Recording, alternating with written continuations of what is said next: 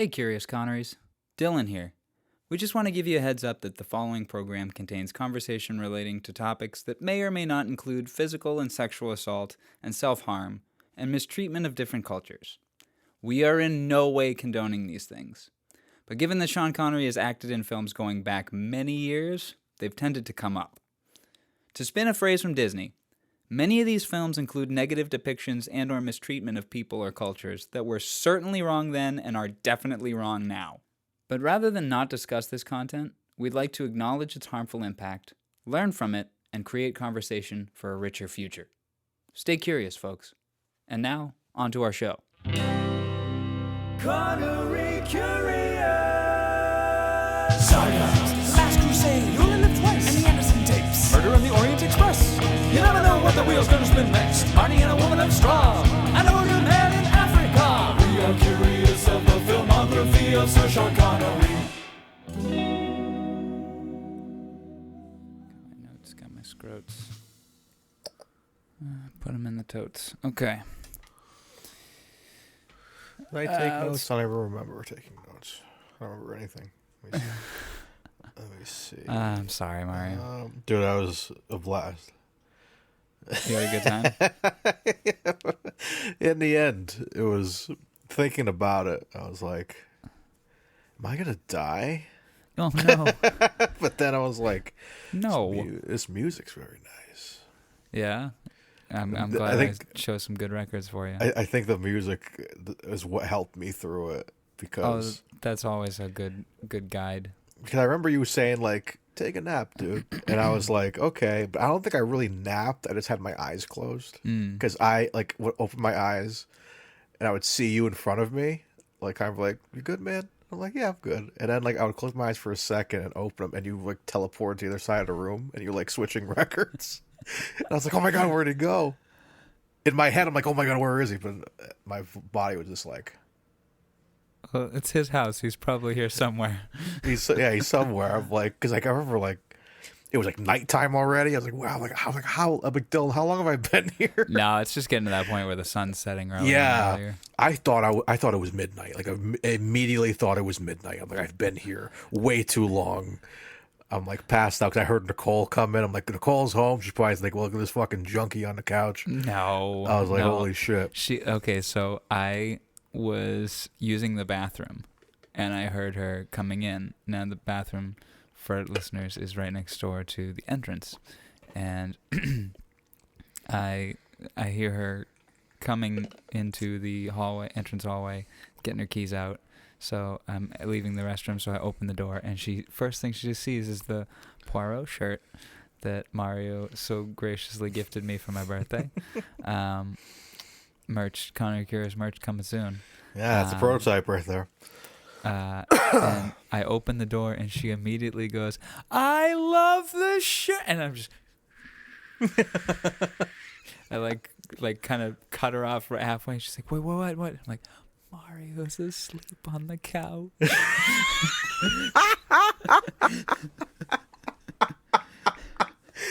Honestly, I would have heard you. I didn't hear anything. I could only hear you when you were like really close to me. And so, you know, and heavy like, sleeper, huh? Yeah, I remember like I heard you guys talking at one point. You must have been trying the Irish bike sauces or something. Yeah. But I remember hearing her like when I was coming to, when you finally, it was like when you put the Wake Up record on, the Kiss record. And I started to wake Kiss up. record? That's what woke me up, and I was like, hell yeah! It's like, give me two sides of the coin, you know? Hell yeah! I figured you needed. So for context, I put on Pet Sounds first, which is a very nice sunshine, daydreamy kind of record. Good record to fall asleep, take a nap to. Yeah. And then I put on Ummagumma, the first record of Ummagumma, the live record by Pink Floyd, and so that one took me somewhere. Yeah, that was my intent with that, because it's just 4 songs that are all like 12 and a half minutes long, and mostly instrumental, and then that was maybe an hour and a half. I'm like, okay, I think Mario can kind of come to a little bit now, so I put on Kiss's Unmasked, which isn't a very heavy record, but it's a nice, it's got enough distorted guitar to. That's a very underrated one up. record. I feel. There's some good stuff on there. Shandy is an absolute bop. Oh, Shandy. Yeah, hell yeah. I love that. That's the song that woke me up. I was like, Shandy. Tonight must last us Forever. forever. That's a great Great record. We say goodnight and go home. Hell yeah. So yeah, so that kind of that got me through. Very well. And I know you can tell me goodnight. Say goodnight. Say goodnight when we should say goodbye. That's a great song. It is. That's a phenomenal song. But yeah, so that kind of got me waking up a little bit, and I was like, all right, I think we're back, baby. But I was still out of it for the rest of the evening. And then I didn't bother to do side B because side B isn't as good as side A, I think. But I haven't re-listened to it in a while, so maybe I need to. But did you get home okay? Yeah, I ended up because I called Alicia and I was like, hey, on my way home. She's like, okay. I'm like, do you want anything? So I stopped by McDonald's to get her like a sandwich. I'm like, this sounds like a good. Because we were talking about Chick-fil-A when I was like leaving. We're gonna be at Chick-fil-A for lunch today. But I was like, right now I could go for a chicken sandwich. I had chicken at your house, but I was like in a chicken mood. I was thinking about that chicken while I was on the couch too. I was like, I wonder how that chicken's doing. That chicken, like it was the journey through my intestines. It was great. Oh, Jesus Christ. But it was. Did you enjoy the chicken? Oh, it was delicious. Oh, good. Fabulous. Very good stuff. Thank you. Loved it. Better than Chick-fil-A? I think so. Oh, thank you. I think so. Mario thinks my fried chicken is better than Chick-fil-A. I think so. I mean, my favorite chicken joint is always going to be Popeyes. Oh, so that's some good stuff. It's always my favorite. It's just you just have to, avoid the crack addict outside. Yes, to get in there safely. That's the thing, though. The one with the crackheads outside are the best ones. It's like the sweetest iced tea. The best tasting chicken. You'll order a 5-piece and they'll give you 8 pieces of chicken sometimes. It's like, whoops. It's mostly because they're panicking. Yeah, just get them out of here. And we're just like, please, just give me the order. Get me out of here. I don't care if it's short. That's why I do drive-through. Lock up the vehicle. But like, no, it's always really good there. But yeah, for homemade chicken. Yours is very good, to the point where like I need to learn like a bit of your recipe because I want to do chicken tacos really bad, like fried chicken tacos. Because today I just made my specialty is shrimp tacos. That's just my favorite.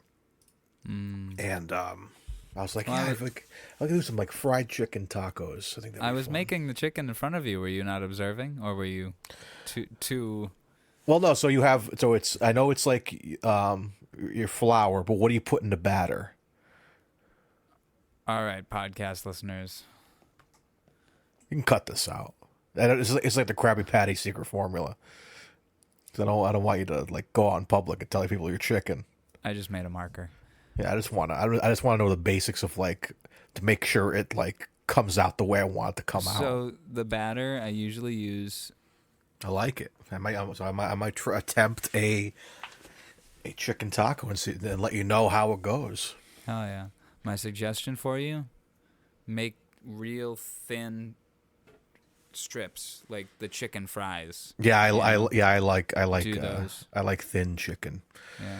'Cause I'll do like a version of like a kind of a fried chicken type thing. They kind of come out like fillets, and there's not really any breadcrumbs on it, but it's just like it's like cooked nicely and like has a little crunch to it. But I want the real thing. Feel free to give that recipe a try. I think I'm gonna try it.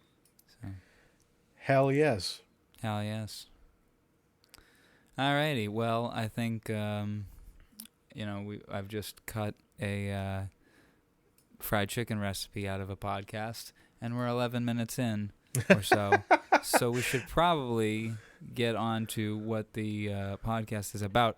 But for context to the past 11 minutes, you're probably wondering what it is that we're talking about. Should we just tell the audience? It's 2023. I think we can be open and honest. About the movie? About what we were just discussing. Oh, yeah, I got super fucking high at Dylan's house last night. So, yeah, it was like, yeah, We ate some infused cookies. yeah, and it really snuck up on us. Because even you were kind of like, I'm pretty stoned. Yeah, and I was like... And I have a much higher tolerance. Yeah. So, like, I'm like... Not to gloat. Yeah, no, to gloat away. Because I'll gloat away and you float away. I did float away last night, good Lord. But, yeah, so, yeah, it just kind of hit. Because, like, yeah, shout out to... Because, like, we saw him for a few minutes yesterday, too. And that wasn't what got us messed up. It was these cookies. But, like, you guys took, like, some dabs. And I just... So watching do a monster dab and, like, talk in the middle of it. He's like... So anyways... and I'm like, what the fuck, man? I just, I partake every day, obviously, but yeah, I don't go huge. I go like 30 milligram gummies, and I'm like, fine. Yeah. I don't know how much we took last night. Yeah, so I had that was some butter that I had made with some stuff, some flour I got from a dispensary, which I got dirt cheap from a dispensary, but it just wasn't something you'd roll into a joint. And so I made some butter with it, and I didn't get it tested or anything. So it was my birthday, so I just made a batch of cookies and used all of that butter. So Man, what do you they were. I would say, what do you think? And because of the way the cookies baked, they I as I was lifting them up, they crumbled apart. So it wasn't even, you didn't even eat a full cookie. Yeah, well, I had a good sized piece. Yeah, but it was maybe like 3/4 of one. Yeah. So, like, what do you speculate how much you think? I think you probably had like 50 milligrams. You think? Yeah, probably. I don't know, man. I take 30 and I'm not that messed up. That seemed like a lot. That was like that was crazier than the Rush night. Okay, on that night you took 80? Yeah. Yeah. Okay, so this may have been I wouldn't say it was more than 100. Yeah, maybe 85. 85 is probably my sweet spot if that's the case. Well, you didn't get sick or anything, so you seem to handle it very well. You yeah, I kind of napped on my couch. Yeah, but it was like everything was so slow, every turn. Ooh. Ooh. But you got home safe.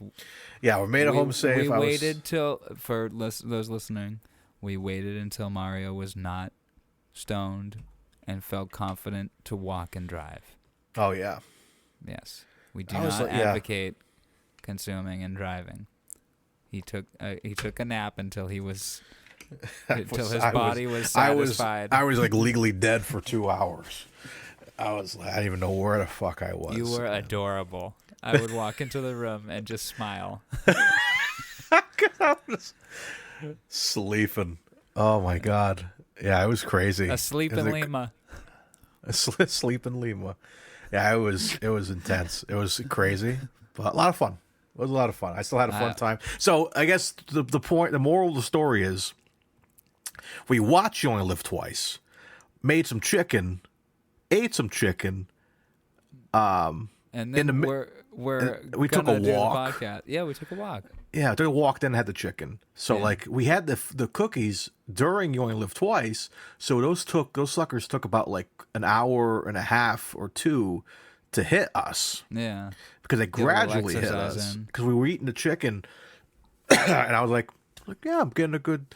We were listening to some old like One's Will tracks and some random music. I just put music on. I didn't even know what we were listening to at that point. We were listening to basic rock songs, and we were just having a great time. Yeah, it was like rock radio. Yeah, it was like AC/DC. Sweet Child of Mine. Sweet Child of Mine. Basically. Yeah, like That didn't come on, but it should have been like Crazy Train and Sweet Child of Mine. Essentially, it was that level of rock radio. Guitar Hero set list. One. Guitar Hero 1 set list. So yeah, then once we, and you were like, yeah, so hey man, you ready to podcast now? And I was like, I think I might want to sit down for a little bit. And I sat down and never got up. Yeah, I'm like, take as much time as you need. I'm ready when you are. I got 2 hours later. GarageBand set up, or Logic, excuse me. Yeah. And so after my nap with God and Pink Floyd, I got to hang out with Pink Floyd in the cloud and jam out with them. It was great. Then I was what was your favorite of the 3 records that I played? Pet Sounds, Amagama, or Unmasked? Honestly, Dylan, when I asked you afterwards, I was like, that was a really long Beach Boys record. It's like, no, you listen to some Floyd in there too. I think I love Pet Sounds. That's only like a 40-minute record. Yeah, yeah. I'll always love Pet Sounds. That's a pretty important record. But yeah, I never listened to Gamma Gamma. Amagama. Amagama. I never listened to that before, so that was really a really religious experience listening to that for the first time. So like, I was into it. I was very into it. So yeah, that's a trippy record. Did I tell you about the second half of that record? You said something. I remember you saying it's very intense. Yeah, and it felt intense. So the second half of that record, I'm going to just talk about it now. We're talking about everything but You Only Live Twice. It's coming. It's coming. Yeah.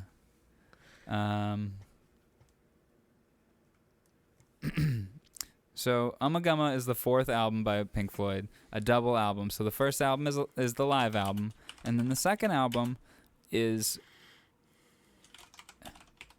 so the side 1 of the second album is Sisyphus by Richard Wright, and then Grantchester Meadows and several species of small furry animals gathered together in a cave and grooving with a pict, by both of those by Roger Waters.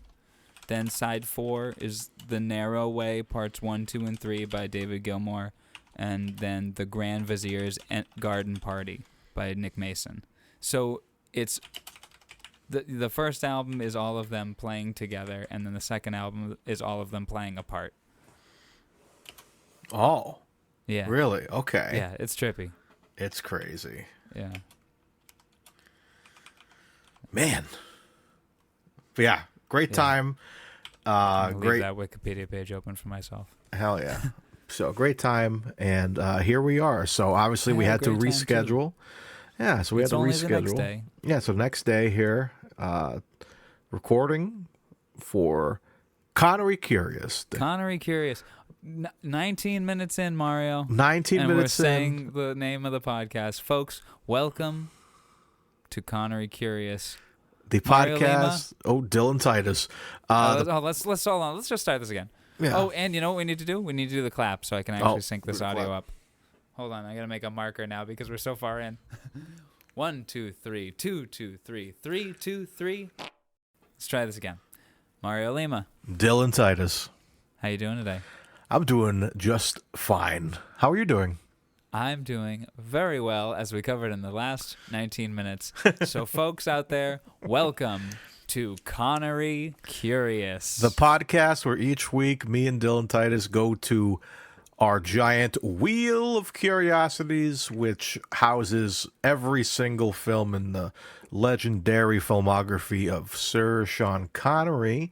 And this week we are going back to MI6 to MI 1967. MI 1967 for MI 1967's You Only Live Twice. Oh boy, this is our 4th James Bond film. Yes, for this podcast, already. We only have 3 remaining James Bond films. Man, do you think we're gonna hit one today? Do you want to hit one today? We're jumping ahead a bit, but yeah, we're jumping ahead of it. Probably not, especially because the Thunderball / Never Say Never Again. We'd wipe thing. out 2 in once. Yeah, but well, that's the thing. Do we want to do one full episode for that or 2 episodes? Oh no, 2 episodes. 2 episodes. So it would be yeah. Yeah, but you know what I mean. It'd be at once because we wouldn't be spinning the wheel again, and then we'd lose both of them. Yeah. So like that's one. It's like it's cool that we're gonna do 2 Bonds in a row for that one, but I don't want it yet. I want to wait for a bit. So yeah, I got my Bond fix for sure. We got some great Bonds. I feel like the Bonds we have left are like kind of like I think I mentioned a couple times. This is the Bond I watched the least in the Connery set. Same. So it was good to see. But like I had a fun time watching this movie. I forget how much fun stuff is in this, and I understand why I don't watch it the most either after watching the movie. But yeah, I still think it's really great. And this is the movie that Austin Powers is based on James Bond, but Mike Myers took so much from this movie into from Blofeld's design is obviously Dr. Evil, fat bastard with the sumo stuff and Goldmember. I feel like Austin Powers draws most directly from 4 James Bond films: You Only Live Twice, Majesties, Diamonds, and the 1967 Casino Royale. It's a little Goldfinger in there too. Ish. Especially with with Random Task, yeah. Yeah, and Goldmember alone is just like we have Michael Michael Caine in the Schmelter. Yeah, and he's going down. It's very laser Goldfinger. Yeah. So yeah, and how cool to see Michael Caine in a somewhat Bond movie. Like he gets, right. It's like I get to be like, I wonder what Connery thought of Michael Caine's performance in Goldmember. I'm curious about that. Yeah, right. I want to know what there is apparently a quote from Michael Caine saying, "You don't talk to Connery about Bond." Yeah. But that was when he was Bond, so because it was unhappy working. Anyway. So I think he appreciated it though. Probably afterwards. But there's those shots of him at tennis games, and then if the camera would go on him, they'd play the Bond theme, and he'd be like smiling. Oh yeah, no, he definitely embraced it afterwards. But okay, so on that note, this is the film where he is clearly unhappy playing James Bond. Oh yeah. Yeah, did you notice that? Throughout pretty much 90% of the film, he doesn't look like he's having a good time. I mean, I think he had. We can get into that. Yeah. In our ratings, but yeah, I mean, I think, it's of all the performances. Yeah, it's like, I mean, I feel like he covered it well, if anything. Like I think there are some times where it's like, yeah, it seems like he's having a great time. But if you didn't know anything about his history, you'd be like, it seems fine. And a part of me does wish this was the last one for him, or at least. I'm glad that Never Say Never Again was his last one. Really? I don't mind that film. But, really, I gotta rewatch it. We may need to. Yeah. I mean, if he went out on Majesties, then that would have been the perfect ending for Connery. Yeah, and then honestly, you give Diamonds Are Forever to Lazenby, and it works. Yeah, it would have been great, because I mean, imagine that. Imagine those films switched. It'd be so good. You actually let Connery go out on a good one. Yeah, because that would have been like, I want, as scary as AI is. Dude, I was literally just about to say this. I would like it to, like, if they get to the point where like they can make it look hyper realistic. Give me Her Majesty's with Connery. Yeah, and then like if they could change the voice to cool. You'll definitely have to put deep fake it, You'll have to put hair on Lazenby's chest. Yeah. So. You don't have to vice versa it in Diamonds. He can have a hairy chest in Diamonds, but so it just I would like to have seen that, but for what this is, it's whatever. But like let's just get into it, man. Let's get into this film. I'm curious. Hold on. Connery curious? Deep fake. I am Connery curious. Deep fake Connery Majesty's Secret Service. there's nothing more than a second. But yeah, you're entirely correct. Like this is what, like AI is only a problem because we still have capitalism, and we haven't figured out how to get utopia. In a utopia, AI is going to be our best friend. It's going to be our god, and that'll be okay because wouldn't it be great to have a god that can like be very helpful to you, actually helpful? Like when you pray, it actually responds, like we're already almost there with like Siri and Alexa and whatnot, but you know what I mean? Yeah. Now imagine just be like, okay, AI, I would like to see this movie but with this actor instead, and because money isn't a concern, it's not a concern to that actor to have residuals or not, you know what I mean? The movie was made, or either that or they're long dead. But you know what I mean? Yeah. It wouldn't be an issue because in a utopian society, you're not gonna. I did a work. If I put a song out there, and you deep fake or you AI cover it with like Drake or whatever, in a world with no bills in a utopian society, what do I care? So, I don't know. I'm probably being narrow-minded about it right now, but obviously trying to stick to the topic at hand. But yeah, that is what AI I think would be best served for is, hey, AI God, can you whip up On Her Majesty's Secret Service with Connery and Diamonds Are Forever with Lazenby? And be like, okay, yes, sounds good. Come back in 2 days, and it does all the necessary AI computing and takes extra time to smooth it out and make it look good. And then when you come back and you watch it on your 800-inch television, that is like you can lay down and watch in the sky. I don't fucking know. No, I've had too many cookies today. Oh shit. No, I didn't. But anyway, so yeah, half an hour in, we have barely scratched the surface of You Only Live Twice. Well, let's get into it. Yeah. All right, so You Only Live Twice is the 5th James Bond film, 1967. Stars Sean Connery as the fictional MI6 agent James Bond. First film in the Bond franchise to be directed by Lewis Gilbert, who would later go on to pretty much make the exact same films in Spy Who Loved Me and Moonraker with Roger Moore. It's the first James Bond film to discard most of Fleming's plot. And yeah, it does. I have some notes about actually. Yeah, have you ever read the book? No, but I've listened to the book. So know the basic story of the novel then?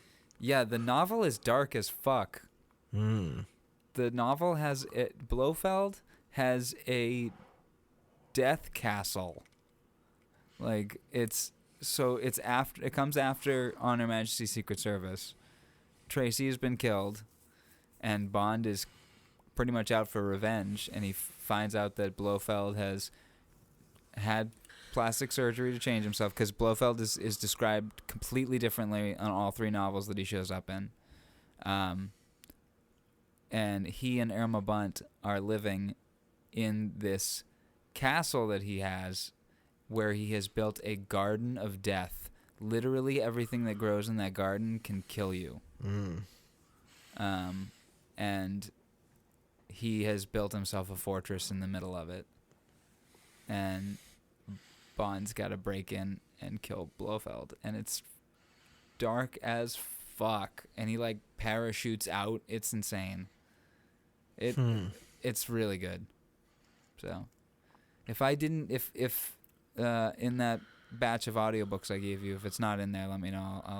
I'll let you. Oh yeah, I gotta look at those. So it's it's full of Ian Fleming's usual racism and sexism, but as a spy story, it's damn good. And like really weird too. It's as much of a fever dream as this movie is.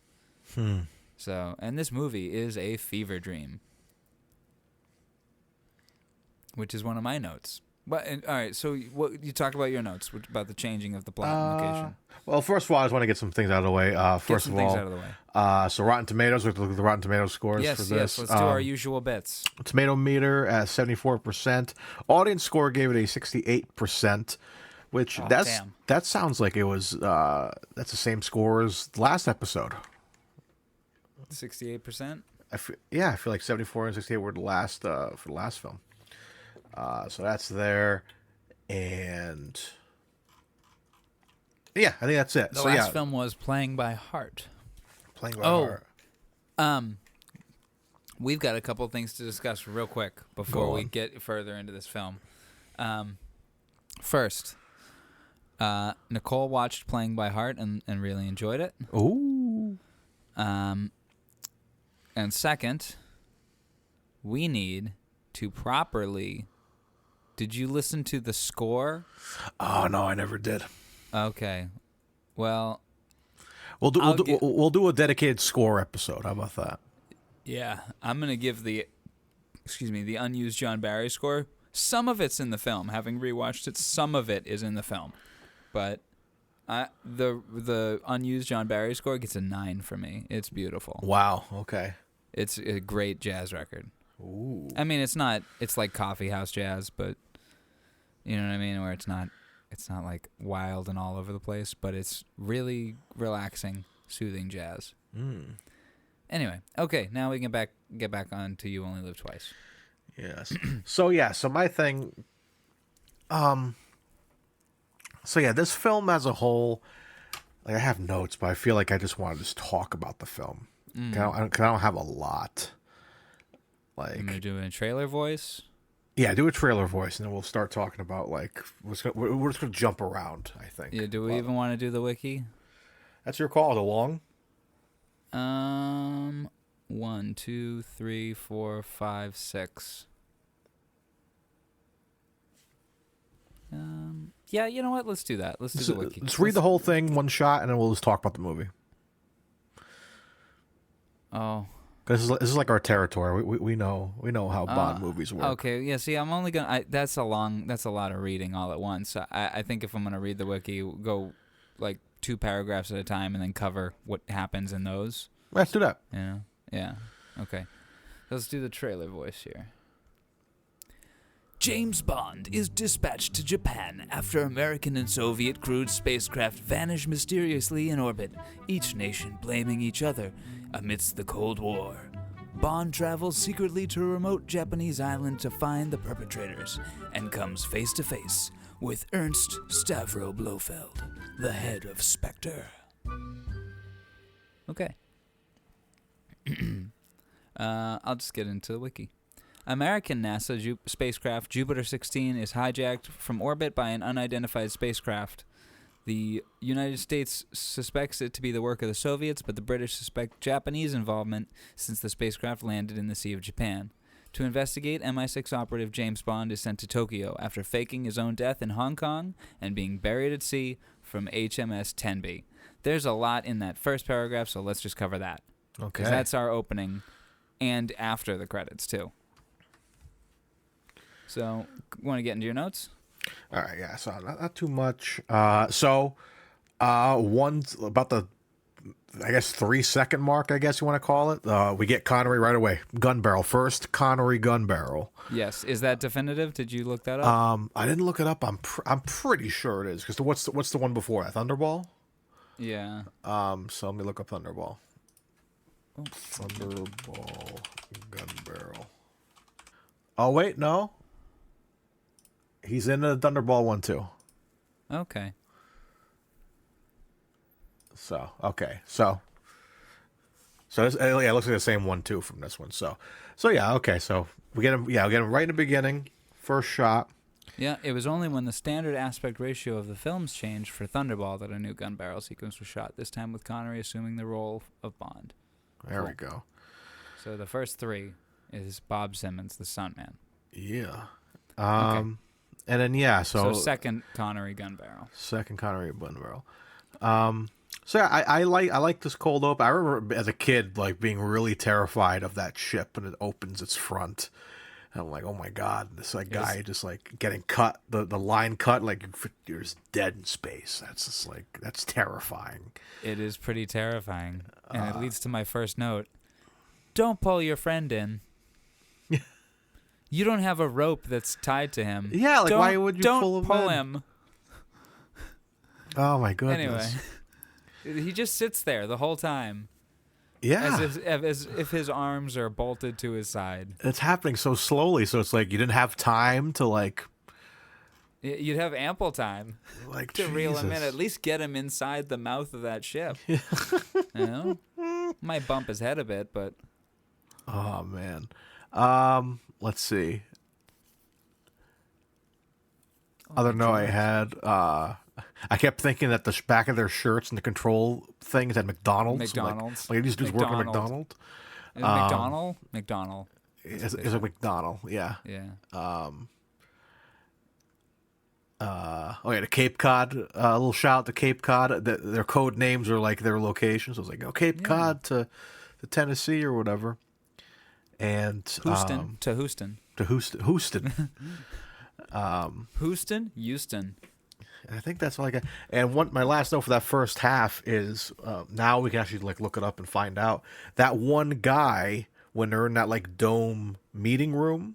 Yeah, I thought that was Mr. Slumber. It looked like Mr. Slumber from Diamonds. Was it him? So we got to find out what he was. All right. Let's look up. I'm gonna look up Diamonds Are Forever first because it'll be easy to find there. Because I'm sure he's a side character in this because he only shows up at those 3 seconds. So, Mr. Slumber was played by... Let's see. Peter French. Okay, so one of them was played by George Baker, who is in On Her Majesty's Secret Service as Sir Hilary Bray. And does the voice that is over... Lazenby as he's Sir Hilary Bray, and he's in The Spy Who Loved Me. So he shows up in a few Bond films, and he shows up in the Denzel Washington 1988 film For Queen and Country. Oh, wow. Yeah, I think I'm incorrect. It doesn't look like he was in any other Bond movie. Okay. Oh, wait! Is he? It is him. Really? Yeah, uncredited American diplomat. David Bauer? Let me go back, make sure. Yep, David Bauer. Yep, Diamonds Are Forever. Wow, good catch, man. Good catch. And You Only Live Twice. He's the American diplomat. Known for Diamonds Are Forever. Yeah, but... He's Mr. Slumber. And he's in Patton. Yeah, but he was the American diplomat and You Only Live Twice uncredited. So, like, that's... And if you go back to his IMDb page...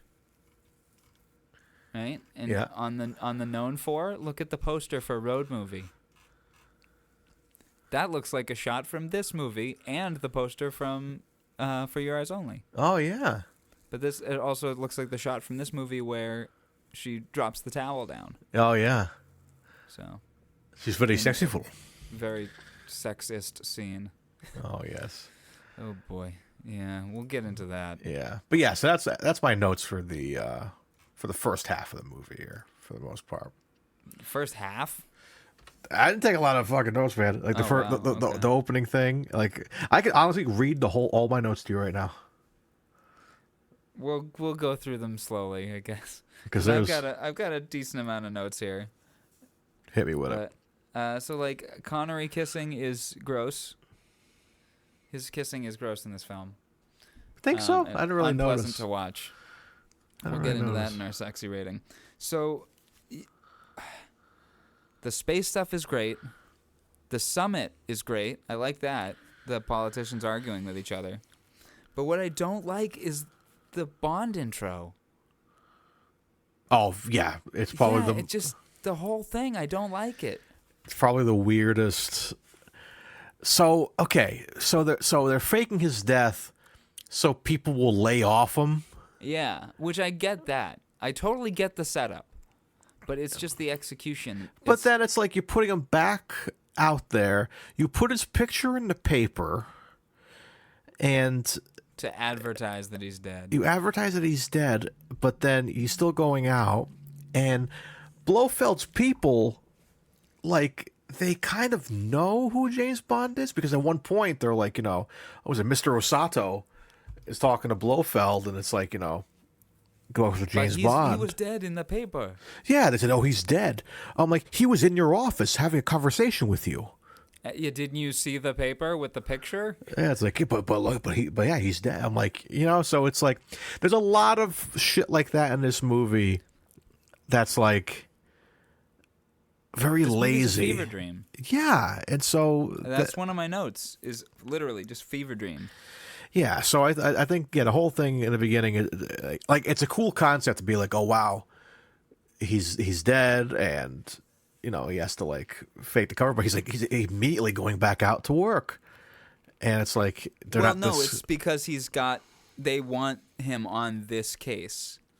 They want him on this case to find out who's stealing these rockets. Yeah, right. So he's out in Japan. But by faking his death, it clears up because canonically in these movies, Spectre has been after him for 4 movies now. Yeah. You know what I mean? Like, not in Goldfinger, but you know what I mean? For this length of time, Spectre has known about him and been after him. Well, isn't Goldfinger part of Spectre? I don't think it's revealed that he is. I think it's like assumed. Yeah, because then they talk about like he's like an agent or something. Let's look it up. Because I always assumed that they were like Spectre agent, like Dr. No, Red Grant, or Goldfinger. I think even and even what's his name from Thunderball is from Spectre. He's definitely from Spectre. With the eye patch, forget his name. Goldfinger is not related to Spectre. Really? Okay. No. So, is Goldfinger a member of Spectre? Nope. Well, shit. Okay. So yeah. So Spectre's after him for 4 movies. And is Spectre's the only villain until Live and Let Die. Really. Yeah, I guess. Yeah. Yeah, Goldfinger. That's it. Is the only outlier, and then all the other films up until Diamonds are also. Yeah. Spectre. Yeah. So shit. Yeah. Up two Diamonds. Excuse me. And then it comes back with Daniel Craig. So that's it comes back at the beginning of For Your Eyes Only. Oh, yeah. Yeah. Yeah. One last hurrah. That laugh. Yeah, not nuts about the even as much as we quote it, even the why do Chinese girls taste different? Like, it's not even that funny. It's only funny because how ridiculous it is. And it's funny as like a reference of racism. Like, not being racist, it's just like it's like why you got to say that? It's a terrible movie line. It's not a racist line. It's not even. He's not being racist. He's asking a legitimate question.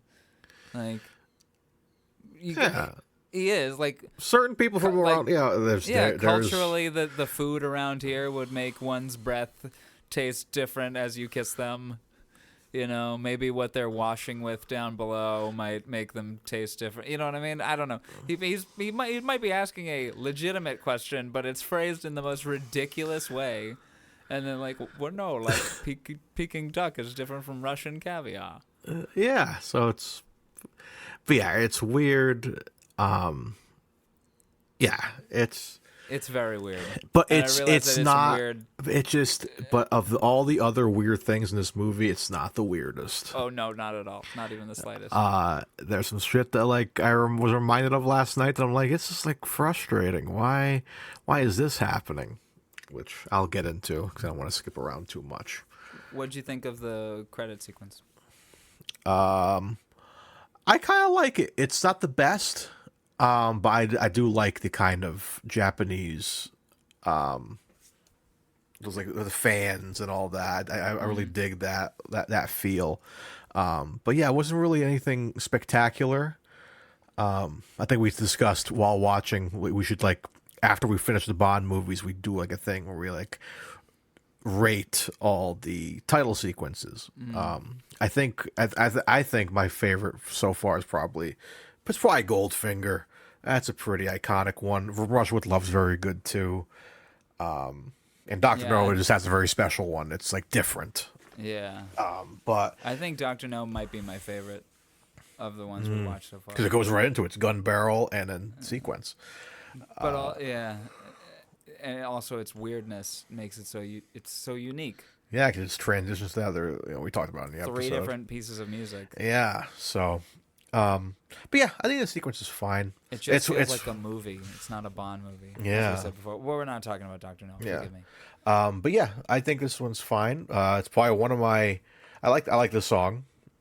I love this song. Yeah, it's just like it's been covered. A Coldplay does a cover of this song, Really? which is really cool. They play it live.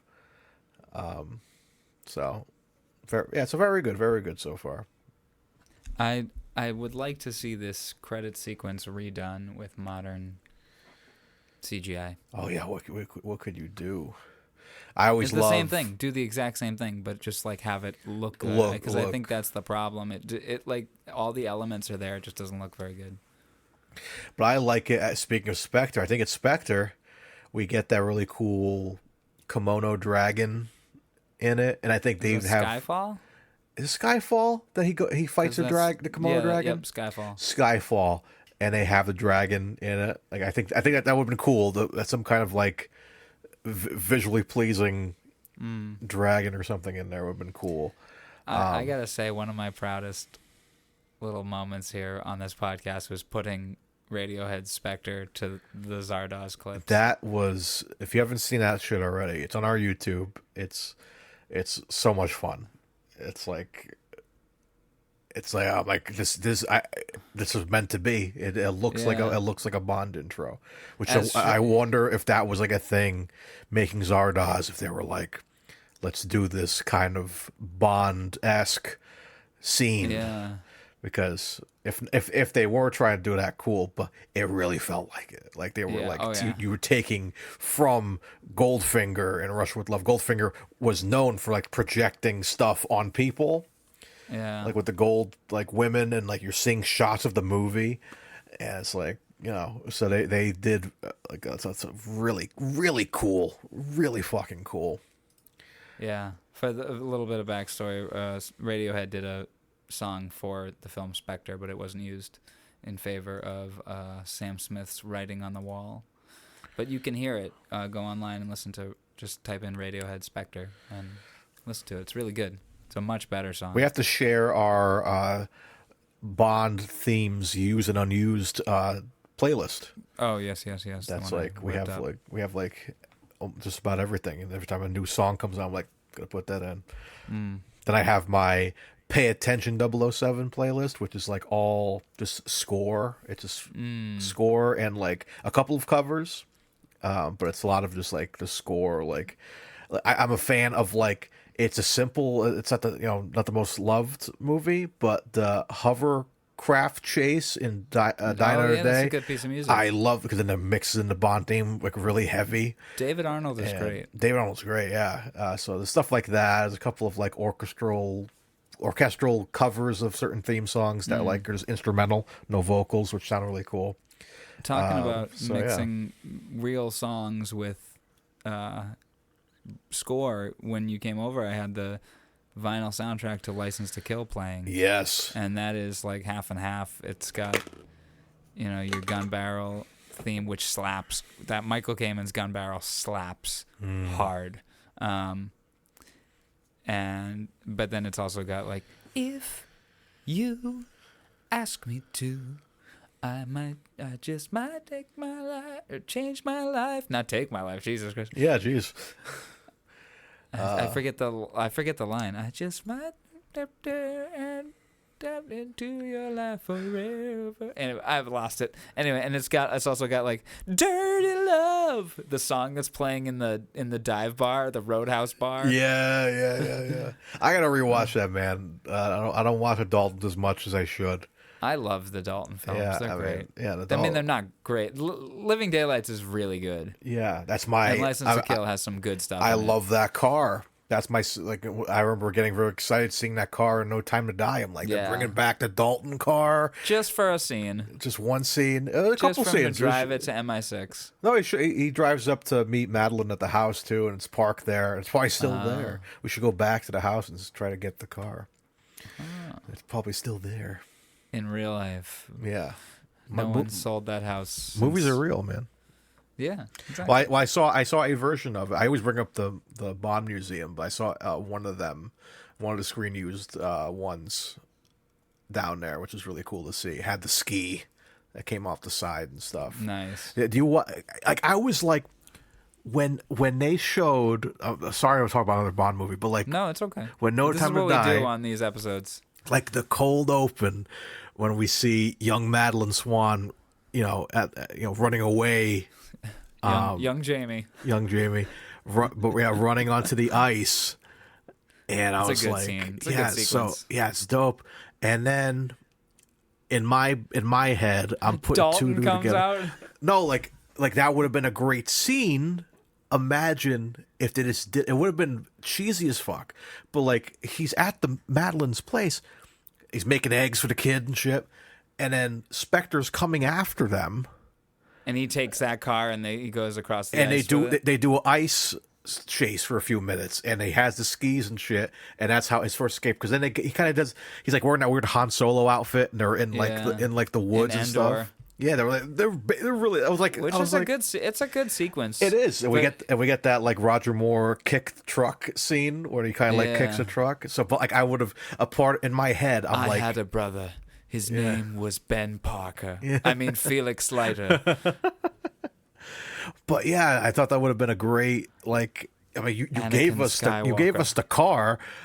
I'm like, does it have the? Use it. Yeah, I'm like the Aston Martin we've seen a million times, like in Skyfall, it confirmed to have the ejector seat in the thing, like the Connery version. So I'm like, if that one has that gadget built in, then they must have the skis on the this Aston Martin. On No Time to Die, that movie was fumbled so many times before it could even start production that I think it was a rush job of a movie. Like, a lot of it feels like stuff happens for the sake of having stuff happen, which is a lot of Bond movies, but this one maybe even more so, because it's like, damn, we've been fumbling the ball on this. People have been waiting for this movie for a while, and COVID and all that stuff. And granted, it was finished before COVID, but I think they went back and they fixed a lot of shit. I think. No, it was done. Really? There wasn't any reshoots? I thought there were reshoots. Nope, not at all. Nope, COVID just delayed the release. But I think the production I don't know. I don't know anything about the production. I have to read it, but I do know that it was finished before COVID. But I feel like a lot of stuff in that movie just happens. And it'd be like, wouldn't it be cool if, or this needs to happen for some reason. It's not bad, but it's also not great. The best part about No Time to Die is the opening 20 minutes. Yeah.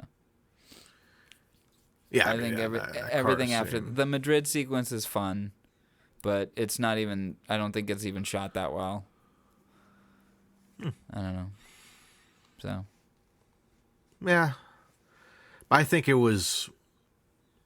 I still think it was. I thought it was fine. I still think it's a good end to Craig. We were like, okay, he's done. This is done. Let's move on. So I think maybe I'm being a little negative on it right now, but I haven't watched it in a while.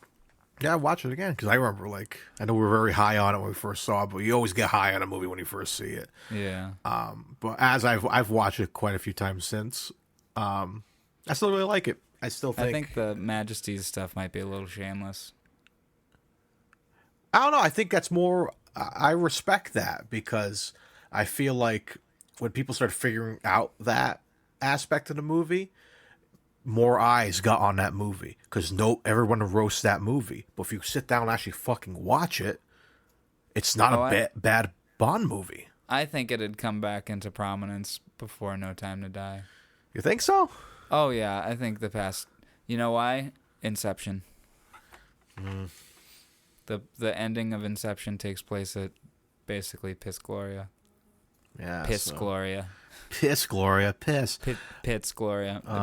And then Nolan came out and said it was his favorite Bond film. That's what got me to rent it from Netflix back when Netflix was just DVDs. Really?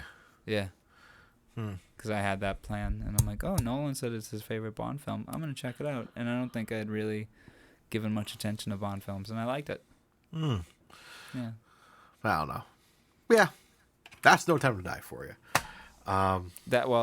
What we were just talking about was Majesty's, back to No Time to Die, back to You Only Live Twice. Which is the movie we're covering today. Yes. Okay. Do I have any more notes on the intro? Give me your notes. Okay, so he gets buried at sea. Let's cover that.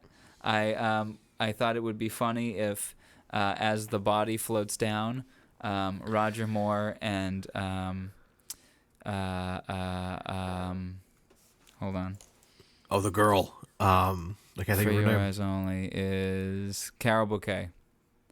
If they're swimming along and they find Connery's body.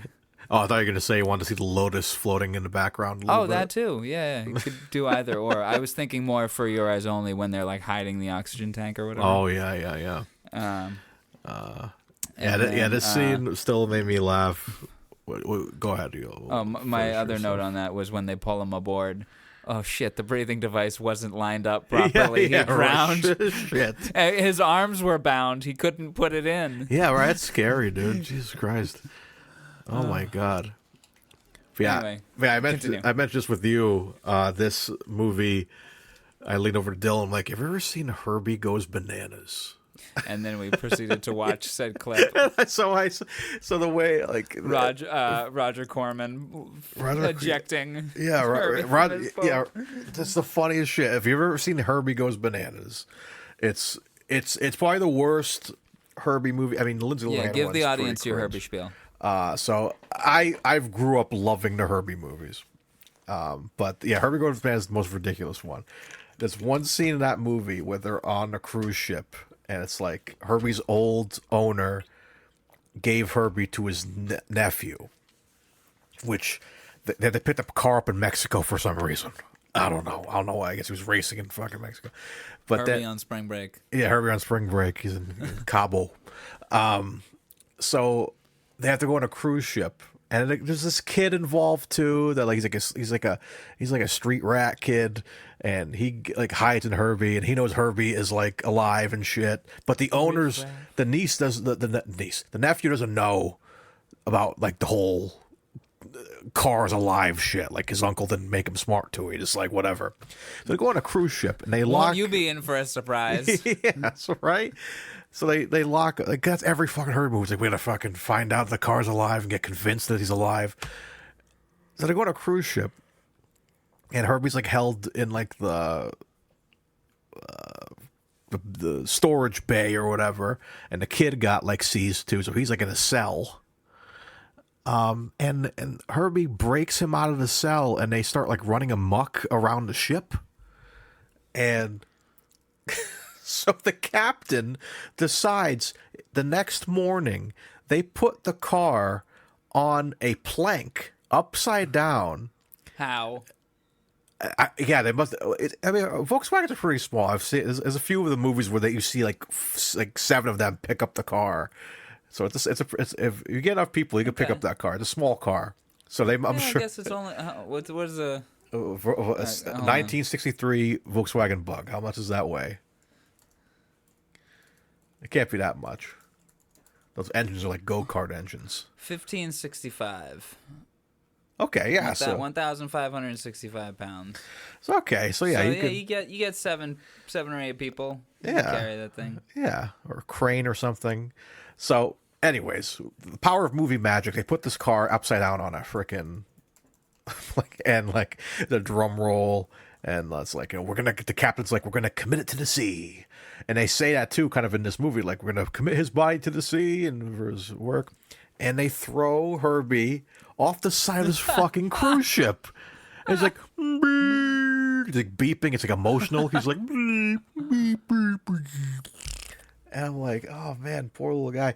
And they throw him off the ship, and it's just funny as shit because the nephew was kind of like over. You see him over a railing, and he looks like sad.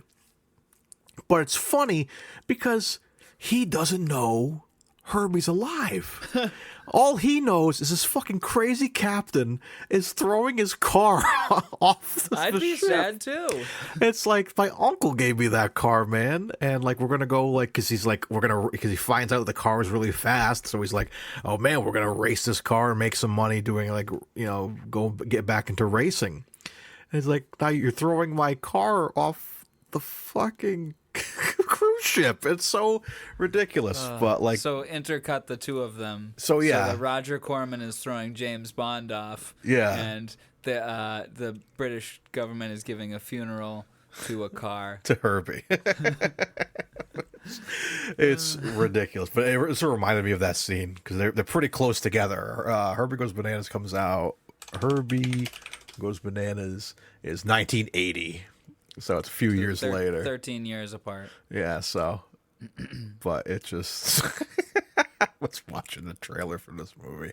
When's the first Herbie movie? That's like 60s. That's close. That's probably close to this. That's 68. Oh, damn. 1968. All right, shall we continue with the Yeah. wiki? Yeah, let's get back to You Only Live Twice. Oh, wow, this skips right ahead. Okay. So while attending a sumo match, Bond is approached by Japanese Secret Service agent Aki, who takes him to meet local MI6 operative Dicko Henderson. Henderson claims to have critical evidence about the spacecraft, but is killed by a hitman before he can elaborate. Bond kills the assailant, taking his clothing as a disguise, and is driven in the getaway car to Osato Chemicals. Once there, Bond subdues the driver and breaks into the office safe of the company's president, Mr. Osato. After obtaining secret documents, Bond is pursued by security and rescued by Aki, who flees to a secluded subway station. Bond chases her, but falls down a trapdoor leading to the office of the head of the Japanese Secret Service, Tiger Tanaka. The documents are examined. They include a photograph of the cargo ship Ningpo with a microdot message saying that the tourist who took the photo was killed as a security precaution. All right. I got a question for you, Dylan. All right. Are you team? I may have an answer. Are you team Aki or team Kissy? Team Aki. Same. Yeah. Same. This is like, it's the Well- part. Kissy's really cool too. I think Kissy's really cool. Yeah. But so let me get into this now. We're here. I'm thinking about it. How fucking unnecessary. Kissy's necessary. So okay, make sure I'm getting this right, Dylan. Okay. So Because I may have an answer for you here as to why this is happening. Okay. Excuse me. So, in order to get to this fishing village and whatever, and like be accepted into Japanese culture, become a ninja, Bond has to, become Japanese, which in a movie nowadays, you wouldn't have to change your appearance. You just become Japanese, you just become one with the culture, and you like learn, like it's a Karate Kid. So he has to change his appearance, which looks stupid. We'll talk about that later. So he has to marry someone. He needs an honorable wife. And they even look at each other. Him and Aki kind of get excited, like, oh my God, we can get married. No, you can't marry Aki. It has to be someone that lives in this village that knows the area or whatever. So Okay. enter Kissy. But before Kissy comes along, immediately we have to be like, we gotta kill Aki. She can't Right. be in the picture. And then we get that. It's a really cool sequence of the poisoning with the thread, which I think it's a really brilliant kill technique. And it's kind of like a real stunner shot where it's like, holy shit, that really happened in a movie. All right, and then they kill Aki. I'm gonna get dark. I'm gonna get as dark as the book gets here. Okay. So yeah, so that's my question. Does this match up with the book? No. What? I'm only dark as the book here because you'll see. So I had to while you were talking, I was doing some research here.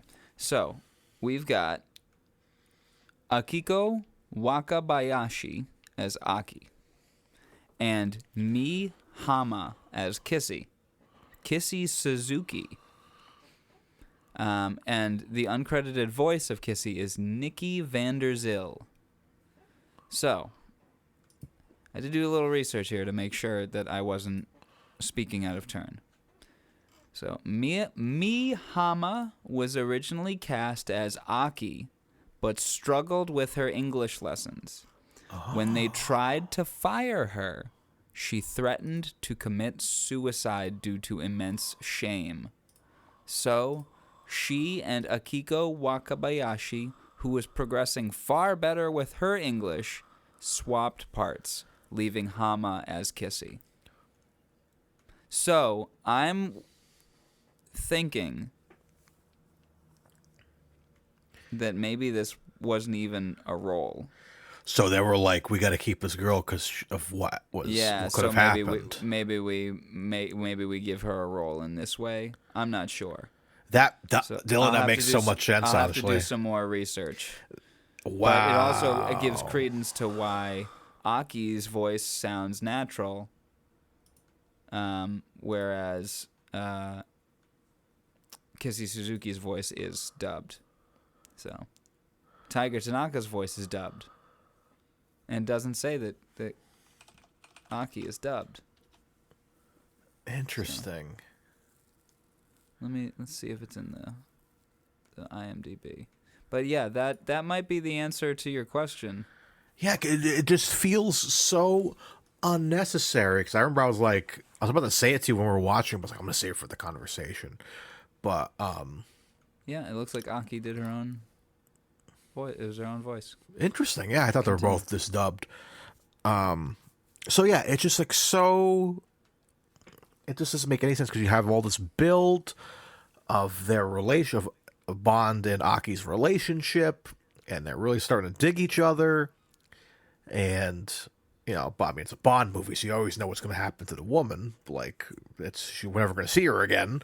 But like, you're like, wow, they actually seem to feel each other. And they're like, when the whole marriage thing happens, they sparked up. And you got to enter this girl Kissy. Yeah, man, they sparked up. They sparked it up, dude. They sparked up a doobie and said, fuck it. So yeah, it's just, it was just very unnecessary to me. It's like you killed off that girl, and he's like, okay, I'm with this girl now, and now we like each other, and like, and Connery only likes her because she's not ugly as a pig. Yeah, now whole chestnut. I like her as a character because she's practical.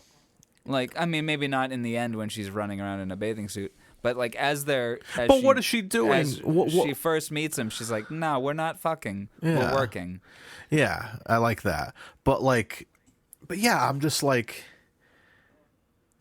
so I'm like looking at this. I'm like, you didn't need Kissy in the final act. No, it could have been Aki, but I feel like that may have been the reason. But they wanted to keep her in there for something. To not have her kill herself. Yeah, which is not to be dark. Oh man, it's so dark. What a shame. Like, you couldn't put her in something else. Like she could have did something else. I don't know, because Aki. Because I feel like Aki is the quote unquote Bond girl of this movie, where it's like, that should be the one. And then, but you look at like the wiki and stuff, and it's always, Kissy seems to be up higher in the rankings for the most part, and it's like that's not fair.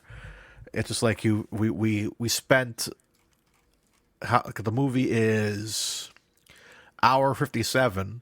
We spent an hour plus with Aki, and we spent half an hour just talking about how stoned you were. Yeah, but yeah, and then we spent like maybe 35 to 45 minutes with Kissy. It's just like, I don't know. It just seems like it seemed very messy. But now that I heard that story from you, I'm like, it makes sense. But it's a pity that had to happen.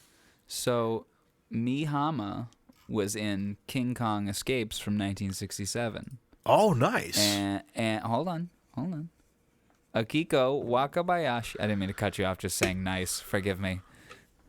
Yeah, Whoa, right. slow down saying that one word. Do not say that she is nice. She is not nice. Oh, She's mean.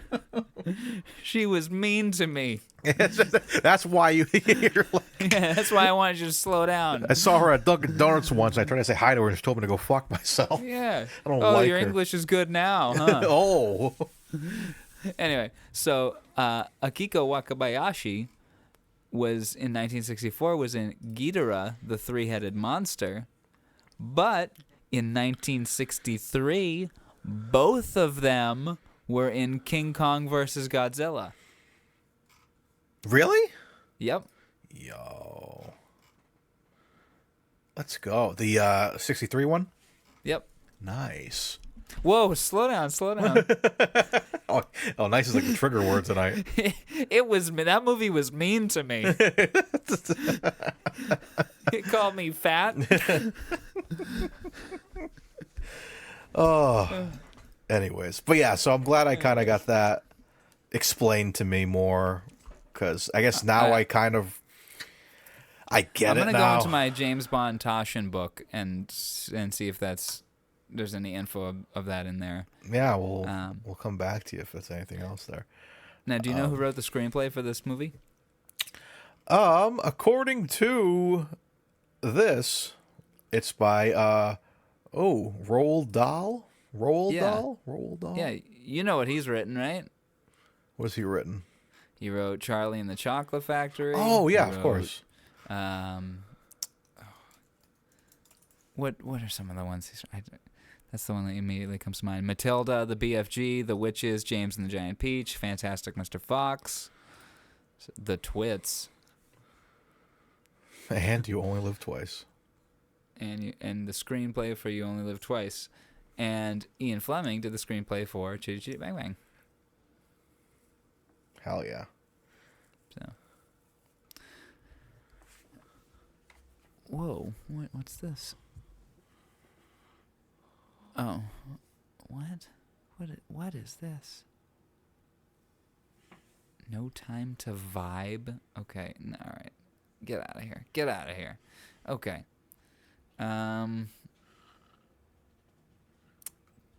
Tugga. I don't know what that was. Tugga. Okay, let's some of my notes here. Moneypenny, 10. Moneypenny is a 10. We remarked that Lois Maxwell looks absolutely amazing as Moneypenny, excuse me. Except at the end. I cannot stand her hair at the end of this movie. It is the weirdest looking thing I've ever seen. Oh yeah, it looks a little odd. Yeah, it's like oh, look, here it is right here. It's on the Wikipedia page. I'll share my screen with you. It's like a helmet. Or like big floppy dog ears. Like, or she looks like a pilgrim. Anyway. So it's definitely a weird hairstyle at the end, but we both remarked when she shows up at the desk there how beautiful Moneypenny looks. Oh yeah, she was like looking fine, fine. Lois Maxwell was a beautiful woman. Whoever did that hairstyle on her did her dirty. Yeah. Unless it was hers. Maybe she didn't have as much fashion sense as I think. Who knows? Maybe that's why Bond never hooked up with her. He's like, I love Moneypenny. She's wonderful, but she has no fashion sense. She always picks the weirdest outfits. Not complimentary to her at all. Okay. So Bond gets shot out of a firing tube in the submarine. What if he just exploded? Yeah. What if it immediately a shark just ate him?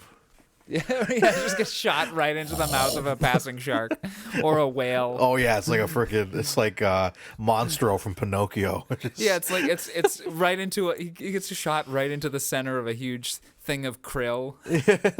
Whoa. Damn it! Which would have been ironic because that's how the rocket would take in space shuttles. So instead, it's a whale. That's how the taking agent gets taken out too. Oh, that would have been great. Dude, the screenplay by Roald Dahl explains the fever dream of this all. You know, that it rhymed. It did rhyme. The doll of it all explains the fever dream. The office fight with Grandpa Rock is pretty good. For those who don't know, that is The Rock's grandfather, which is funny because our friend The Rock. Yeah, he's been my friend since I was a kid, man. I love The Rock. So when I love The Rock since we watched it on this podcast. I love The Rock is great. Good movie. But Dwayne The Rock Johnson. So yeah, that's his grandpa, and yeah, there was actually an famous interview. Film and television actor. Yes, he's back, man. He's wrestling again. That's how bad the writer's strike is. He's wrestling again. Well, that's how bad Black Adam was. So yeah. He's like, I should just go wrestling again, which is great. And that's where he belongs. realistically, when you think about it, like, name an actually very good The Rock movie. Honestly, man, I like those fast movies. But those are ensemble pieces. Yeah, so a Solo, it's The Rock's movie. The Jumanji movies are good. I mean, it's that ensemble pieces. Fuck. How? Like a movie where it's like there can be like 3 lead actors. You know what I mean? Any more than 3 and it becomes an ensemble. I have to look at a list. Moana. I love Moana. He's Maui in it. Is he the star of that movie? Yeah, it's him and Moana. They're like, okay. It's like, yeah. So that's he's the forefront of that. And you know what? I like Jungle Cruise. Disney's Jungle Cruise, based off the movie. That was fine. But like, yeah, based off the ride. You mean? Off the ride? Yeah. Sorry. The movie based off the movie. The movie based off the movie. So yeah. Well, that's what Disney is doing a lot of lately. Yeah, we just watched movies based off the movies. Movies based off the movies. What's with the ride based off the movies? So yeah. Like you acknowledged how, we acknowledged how the new Little Mermaid was weird, and you're like, yeah, Alicia didn't like her because she's black. She was so like annoyed because you sent that kidding, to me. Alicia. Yeah, you sent that to her. Like you sent it to me, and I played it, and she's like, "What?" And I'm like, "It's a joke. It's a bit that was on the show last week. I'm sorry. It's like it's not. It's like she fine, whatever." She got over it, but she's like, I just didn't like her because I didn't like her version of the character. For God's sakes. Yeah, she wasn't a bad actress. It just was a bad movie. Yeah, everyone did fine in it because we've been watching. Everyone was fine. We've been doing this. We did like a marathon where we watched the live action remakes and then the original cartoon after. And then I'm like, yeah, this is not Ariel. Ariel is like more bubbly and like very ADHD, you know. And this one was just it wasn't as good. I think it's a version of it, but yeah, yeah. Also, I always thought it was weird that a character that swims under the sea is named Ariel.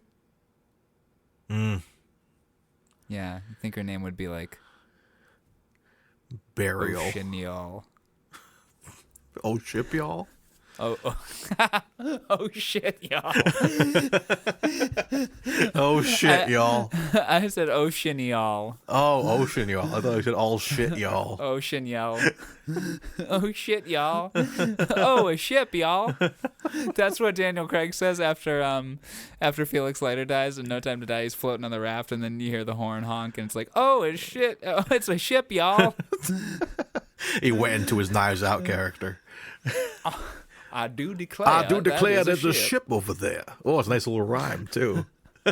I gotta rewatch And Knives you know Out when and you Glass Onion. when you have a rhyme, you're about to solve a crime. Oh, I love those movies so much. They're fun. Oh, Knives Out and Glass Onion, man. So good. So much fun. But yeah, so rolling back for The Rock's grandfather's in this. But so there was an interview recently. People are like, oh man, have you ever considered being in a James Bond movie? And he says, I don't want to be James Bond. I want to take after my grandfather. I want to be a henchman and fight James Bond. Which would have been cool to have him instead of Batista. Because you know what? That's the interviewer should have immediately followed with, I never said you as James Bond. yeah, right. That wouldn't work. Yeah, I would say something else, like you could play the car. You could be the car. Except it's just him. And four wheels. No. On on all fours. And the actor sits on his back. Yeah, you're like... There's a steering wheel that's strapped to him. It's like, all right, 007, this is your new transportation. You asked the button, blah, blah. And it's just him on all fours going, vroom, vroom. It's like that shot in Zoolander where he's like riding the person. Yeah. He's got like the BDSM collar in his mouth. Rain. But yeah, I would have preferred him to be the henchman in place of Batista, because Batista is a really good actor. Of the and wrestling, wasn't given anything to do in that movie. yeah, of the wrestlers that became actors, it's Cena, Rock, Batista, Steve Austin for a bit. Hulk Hogan had terrible movies in the 80s. But like, yeah, I put The Rock in there because one, I think that fit him better acting wise, because he's just gonna play the same like jabroni in every other movie he does, and it would have been a nice callback to his grandfather. So he should have been fighting Daniel Craig. But yeah, that's my spiel about the fact that his grandfather. It would have taken me right out of the movie if The Rock shows up. It didn't take you out for Batista? Not at all. Oh. You know why? Because Batista didn't talk. The Rock would want to talk. Batista's a good actor, and The Rock's not a bad actor, but I think The Rock's a little more self-centered, as we've seen with Black Adam. But Batista has way more range. Yeah, so I think Batista was just better. He's like, yeah, I'll be silent for most of the time and menacing as fuck. He's like, I'm gonna be in a James Bond movie. I'll do whatever you want. He's like modern Jaws. Yeah. You know what I mean? He was really good at that, and yeah. Except for that one shit before he gets yanked out. I didn't like that. Oh my god. But so on that note of the fight with Papa Rock, it's got a weak ending. He just like hits him on the cheek with a statue. Dude takes a tumble and he's instantly down. But like it breaks in half, so it shows that he really was a tough person. Yeah, but I think you need that fight to end with Bond just barely making it out. You know what I mean? Bond needs to be 98% of the way to death. Yeah. Not physically beat up, but like, you know what I mean? Like the knife is like right there and he gets out of it by the skin of his teeth. Yeah. Which, I guess you could say he does, but it just feels like a standard fight that ends. It's very, very wrestler. It's a good fight. It's because it's a lot of wrestling moves. You could tell, like as a person who is very involved in wrestling, you could totally see the Irish whips, like him, like kind of grabbing Bond and throwing him through like a wall or something. It was a very good fight. I really like it. It's pretty brutal. It's just the ending I don't care for. Yeah. Watching Connery fight in general, he's my favorite Bond fighter. Yeah. It's like he uses brawler. He uses something in his environment to get out to like win the fight, but it's not close enough. Like I wish the fight was just closer. Just where Connery is one wrong move away from being killed. The use of the couch as a weapon is damn good. Oh yeah, absolutely. So Connery is your favorite fighter of all the Bonds? Craig is really good. Craig has like elements of all of them. Like, I think he's been on record saying, he was a Connery person, of course, like all of us. But Craig's the best fighter. Yeah, like he's the perfected version. Killer. Yeah, but when it comes to like how it started, I mean, Connery, we talk about all the time. He was the one that set it all up for the rest of us. You know what I mean? Yeah. Like it was like Connery, and then you move on. Well, I mean, technically it was Barry Nelson. I'm kidding. But yeah, but so yeah, I think Connery's probably one of the best fighters, but like obviously influenced some other Bonds later on, I'm sure. But yeah. What else you got? Another note I have. Okay. So, on a video project we're working on, but has yet to come out. I visited Free Play the other day. Oh, yes. I played the You Only Live Twice pinball machine. What'd you think of it? The body itself, like the contents of the game, are the exact same as the Dr. No one. It's just the headboard art. Oh, is it a DB5 and all that's in there still? It's all the same stuff. Really? Yeah. At least it looked like it was. I'll have to compare the footage. But it was really fun. But it still has a list of the villains. And it's got Charles Gray as Blofeld, a.k.a. Mr. Henderson. Do you want to discuss this theory? Yeah, because I mean, this is something we talked about watching this movie. So for those who don't know, Charles Gray plays Blofeld in Diamonds Are Forever, but plays Mr. Henderson in You Only Live Twice. And Diamonds Are Forever deals with surgery, facial surgery to like he'll become me. So how do you think they took Mr. Henderson's look, and that's how they were planning on that's the model they wanted for Blofeld? Like, what's the deal with that? What's the history of the casting? I don't know. I wonder if it's just I think it might just be it's just casting. I think they saw him in that movie. They're like, "Hey, you want to come back?" But you know what it probably is?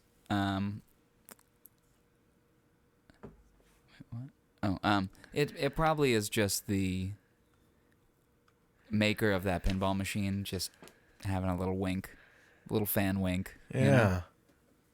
So anyway, that was just something I wanted to bring up. Yeah. Because they have a habit of bringing back actors. They brought back David Hedison, like 13 years apart, or 16 years apart, from 73 to 89. They bring back Joe Don Baker from 87 to 98. You know what I mean? Or 97? Yeah, 97. So Joe Don Baker plays... Oh, from 87 to 97, so 10 years later. He goes from playing a villain to playing an ally. Yeah. You know what I mean? This franchise is not...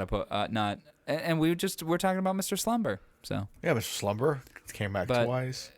You only live twice, Mr. Bond. Yes. But it was just really interesting to see that on the pinball machine.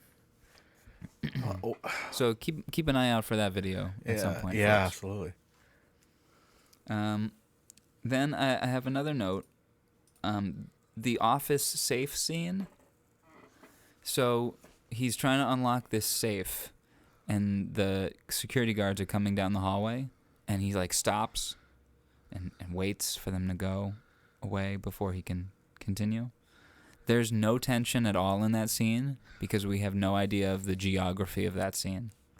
We needed one shot that had a wall down the middle where we see Connery on one side with the safe and the security guards coming down the other. Yeah. So we understand spatially where they are in relation to each other so that the tension can be real. You know what Yeah, I because mean? realistically, it could have been like the other side of the fucking building, you know? Or like they already ripped a hole through the wall. Maybe like have a shot where the security guards are walking down the hallway and the ripped wall is just outside of their view. And the closer they get to, as they walk closer, it's more and more close to seeing that ripped wall, and that's the tension. Yeah. You know what I mean? So the more noise he makes with his lock-picking machine, he risks them walking closer to the ripped wall. You know what I mean? There's no tension there. And then my final note on that is, why does the alarm go off if he successfully unlocked the safe? I assume that It's there was a... unlocked. Yeah. Yeah, I always assumed that it was just because he opened it, but I'm like, yeah, why would it go off if you open the safe? That's the point of the combination. Yeah. Anyway, like literally in the next film, Lazenby uses a much larger safe cracking machine. Yeah. But it's also got a copy machine in it. Yeah. But he's able to open the safe. He sit there and read a Playboy as it unlocks the safe. Exactly. But it doesn't set off any alarms. I don't know.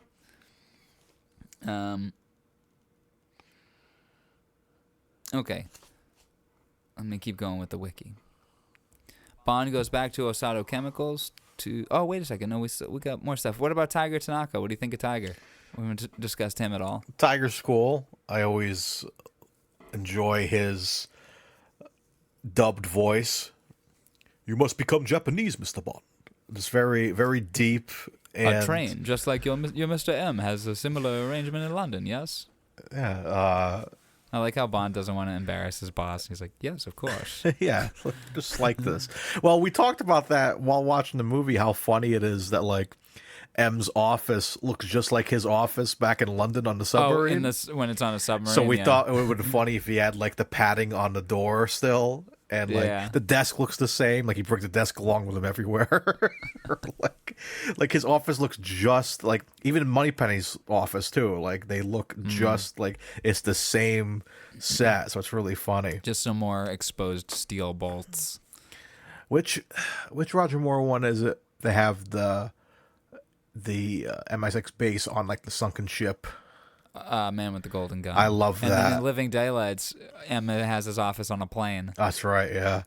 I love the sunken ship one because everything's sideways. It's sideways. Oh, what a mind fuck. Yeah, it's trippy. But That's a very trippy set. Yeah, but so cool.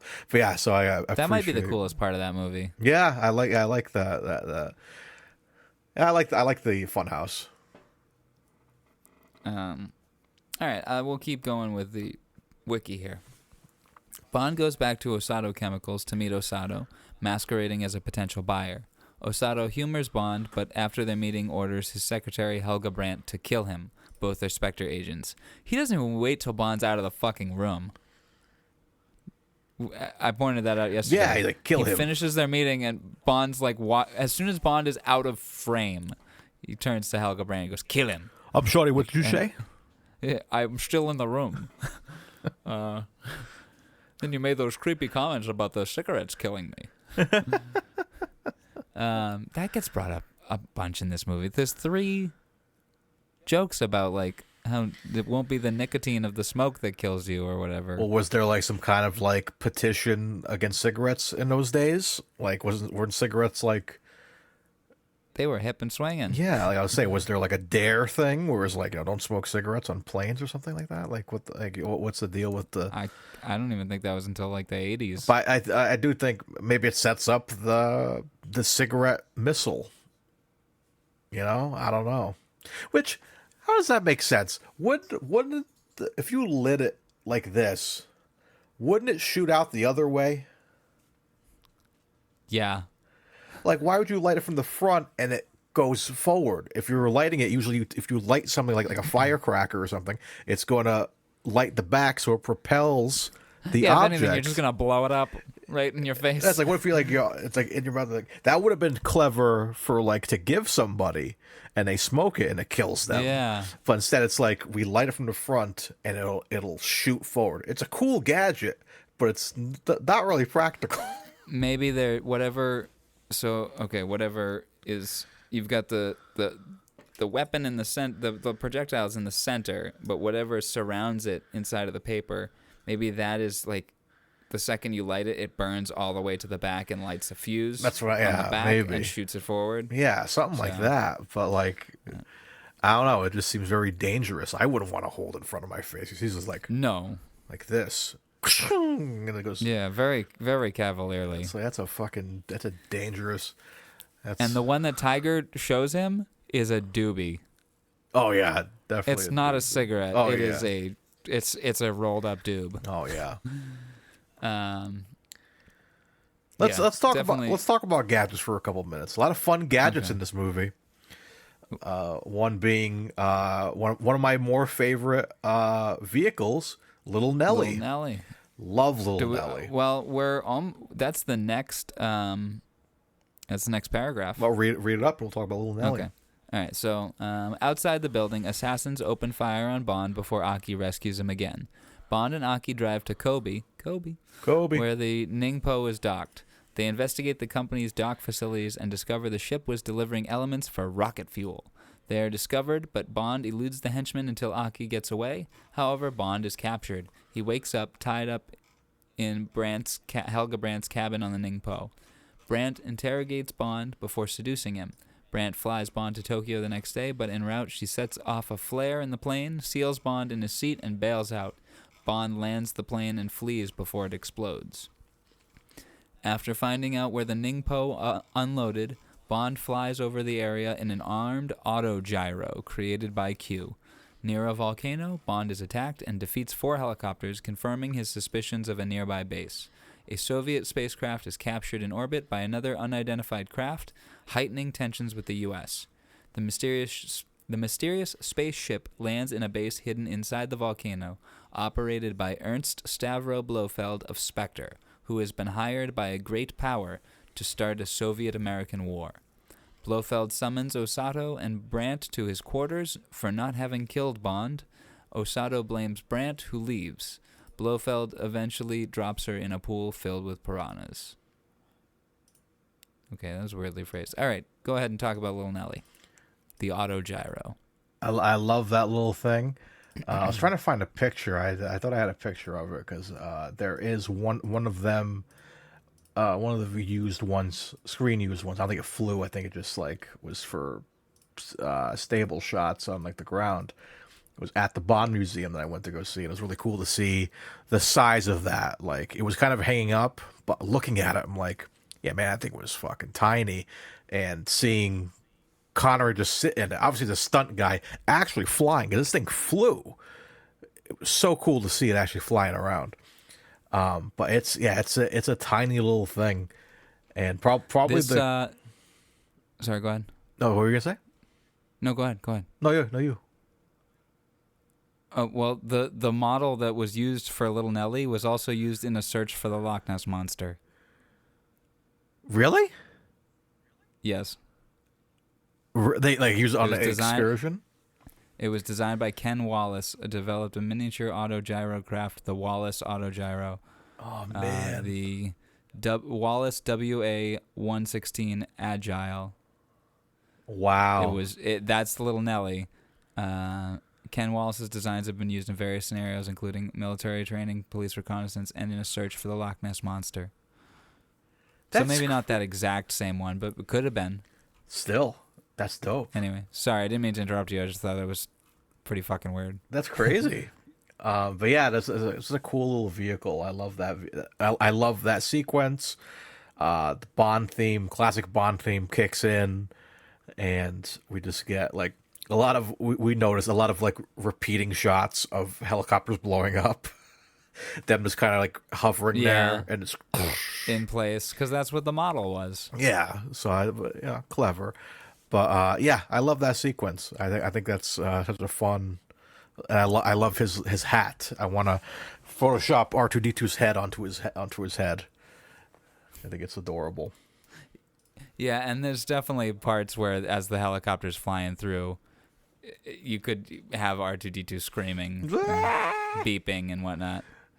So, another thing we didn't even touch on, the art for this film, the poster for this film, is the art for our podcast. Yeah. As soon as the girls walked in, we're like, oh man, this is it. The art for our podcast.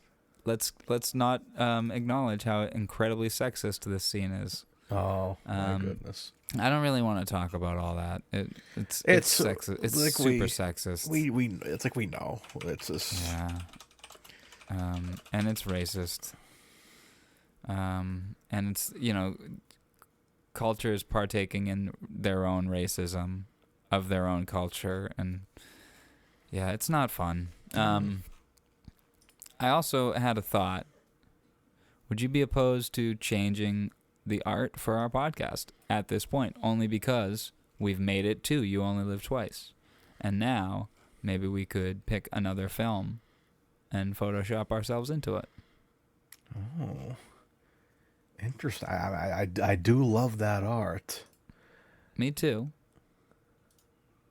Maybe. Yeah. Anyway, something to chew on for a little bit. Yeah, well, think about it. Think about what we could do. Because we've seen so many that we're like kind of in love with now. We do need to do that poster ranking episode. Yeah.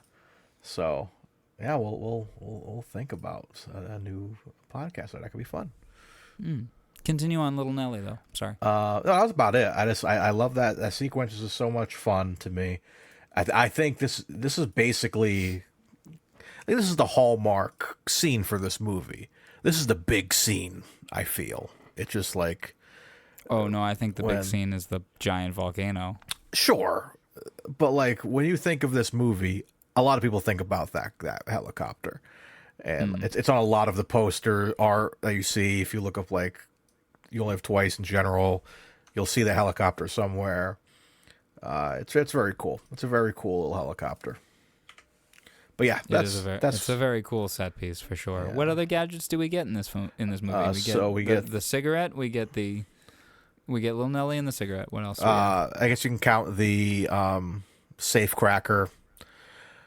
And I mentioned this. It's in my notes, my very few notes. I love that Toyota 2000 GT. I love that little car.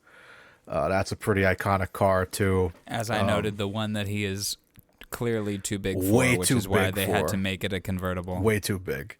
But yeah, nice little like sexy sports car, and it has the kind of like instrument set up with the video call on the back. It's like it's behind the seats, but you can tell that's what the Jaguar was based on in Austin Powers, which is another Austin Powers reference. Like they have him talking to Basil on the little tiny screen, just like You Only Live Twice. I have a note on that. Why is the video in the back seat? They probably can't fit all the bullshit in the front. Yeah, because I'm willing to bet the tube on that TV is like 9 inches long. Oh yeah. Well, it probably wasn't really there because you only see it like he's up close. He's just looking back. Yeah. So I'm sure they like say it's like we can't afford to put like a fancy computer system in this car like on the front, make it even look like it. So we'll just like say they probably built a like. But in a world, in a fiction movie, when you can literally make anything to make it look like it, you know what I mean? You could just build a car and have the screen in the dashboard. Well, let me see. I'm gonna look up a Toyota, and then just I don't know. Then just cut to the other side of his face, and then you don't have to film from the back seat of the rear screen projection. Let's see. Yeah. So like the interior, you could have did it. It's not that crazy of a setup. It's very reminiscent of the DB5 too. DB5 didn't have to do much because you're just putting that little GPS screen in. That's all they had to do. But yeah, I like that little car. That's kind of a gadget in itself. And a note I have on those screens as well, on the backseat screen, is look, You Only Live Twice is on. Yeah, they basically which is also in Tiger Tanaka's office as well. Yeah, they're like playing the movie. I'm like, oh, cool. Which made me so when it happens in Tiger's office, it basically catches up to the moment. You know what I mean? Like it shows everything from him dropping into the office. And if it were to keep going, it would just be like a few seconds behind reality. So it just made me think of Spaceballs, the movie. Oh, yeah. Instant home video. Instant cassette. Oh, yeah, and he's like looking back, looking forward, looking back. We're in now. When will then be now? I hate when movies do that, Soon. man. It's I like... love that. It's one of my favorite jokes in any Mel Brooks film. No, but like... No, skip this. Go past this. Way past this. In fact, never play this again. Yeah. But no, like in general, when you're trying to... Like, it's a really serious movie. It's like they clearly took the footage.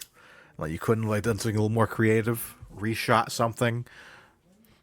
Just put a different camera somewhere. Yeah, like a different camera that's going to be our security camera. Yeah. Whatever. I don't make movies. I make It's podcasts. just the exact same cinematography we saw 45 seconds previous. Yeah. I have a note here that is just Pokemon. Pokemon. Yeah, I feel like not... I don't know why, but I felt like there should have been Pokemon in this movie. I know that Pokemon didn't exist. Because they're in Japan? At the time. Yes. Yes. But, like, I just wanted to see some reference to Pokemon. I'm aware it's a 30-year difference, folks. I'm very aware. But you telling me the Pokemon in this movie wouldn't have improved it a little bit? Like what Pokemon? You'd see a Machoke. No, you probably see like you'd see a Hitmonlee, probably Magmar on the volcano. Yeah. That's all you would see, and maybe like I don't know. You could do like some Caterpies or something. Yeah, the Caterpie puts the poison on the string. Oh, string shot. Yeah, hey, ooh. Poison string. There we go. I like that. I like that. And then I have a note. I like the plumbing, and I put a question mark because I don't remember what's that from. Does he say I like the plumbing? Oh yeah, doesn't he make like a weird comment about the plumbing, but it's towards a woman? Yeah, I think it's a vagina joke. It's a vagina joke, yeah. Okay, never mind. And then we see that he has werewolf legs. Oh yeah. As he's getting a massage. Oh, so when the car is chasing them and the magnet lifts the car, my brain just like imagine that the magnet it's strong enough to pick up a car, so like all of their their guns and their watches like get yanked to the ceiling as well. Not in the movie, but that's what would happen. Like all their stuff would get yanked to the ceiling, and then their fillings just get ripped out of their face. Oh my god. Oh. Anyway. The metal clamps in one of the dude's vasectomies rips right. Oh. Oh. God. Oh. I'm sorry, I didn't mean to do that to you. Just like his legs go up and his like are in the ceiling. Oh. My steel toe shoes. Oh my god. Oh god. Oh. Yeah, the vasectomy is just his crotch to the ceiling. Oh my god, what a way to go. What a way to fucking go. And everyone else, their heads are being glued to the ceiling as the fillings are working their way through their brain. Oh. Finally popping through the top of their head, and they get released and drop down. Damn. Just with like 8 holes in their head. Anyway, sorry, that got gruesome. They are crazy. Jesus Christ. We're in time for Halloween. Anyway, and werewolf legs. Yeah, and he's a werewolf in this movie too. I don't like the dock scene. I don't like it. What do you think of the dock scene? I know we were talking about how you really like that overhead shot, but I don't like the whole scene. Oh, yeah, him on the roof. I love that. It's with the music. Da, da, da, da, da, da. And like I love that shit. No, it's not that. It's like do do do do do. That's right. That's It's like right. a heroic version of the theme. Okay, yeah. For some reason, that was a 007 theme, which that shows up a couple times. Yeah, it's a heroic version of the theme song. Yeah. The docs, some of the doc scene was like weird because like we were kind of like laughing about like these dock workers are also like kung fu artists and like are like defending. It's that one guy with the really short jean shorts and like the construction cap and the tank top, and he's like looking really village menacing. people. They were basically the village people. From Playing by Heart. It's the same construction workers. Yeah, it really is. It really is. It's the second movie in a row we got construction workers. Tuesdays we got to be at the dock and beat up secret agents. And we brought the bookshelf with us if you guys want to set it up for you. We'll bring it back on Thursday when we come back here for this job. So yeah, You got to take a day off in between. Henchman work is very strenuous. yeah. But like, yeah, part of me would have like. The only reason I keep it in is because I like that roof scene. But like, yeah, it's a lot of like running around just to be knocked out, and like, you have to go back to the fucking ship, and now you're just like you're captured.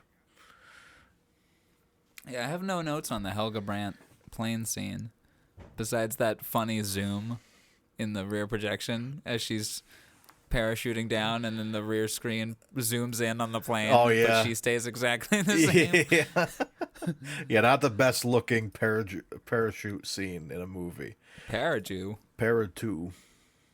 I can't speak English. Which think of Helga Brandt? She's okay. I'm looking more forward to Fiona Volpe from Thunderball. Yeah.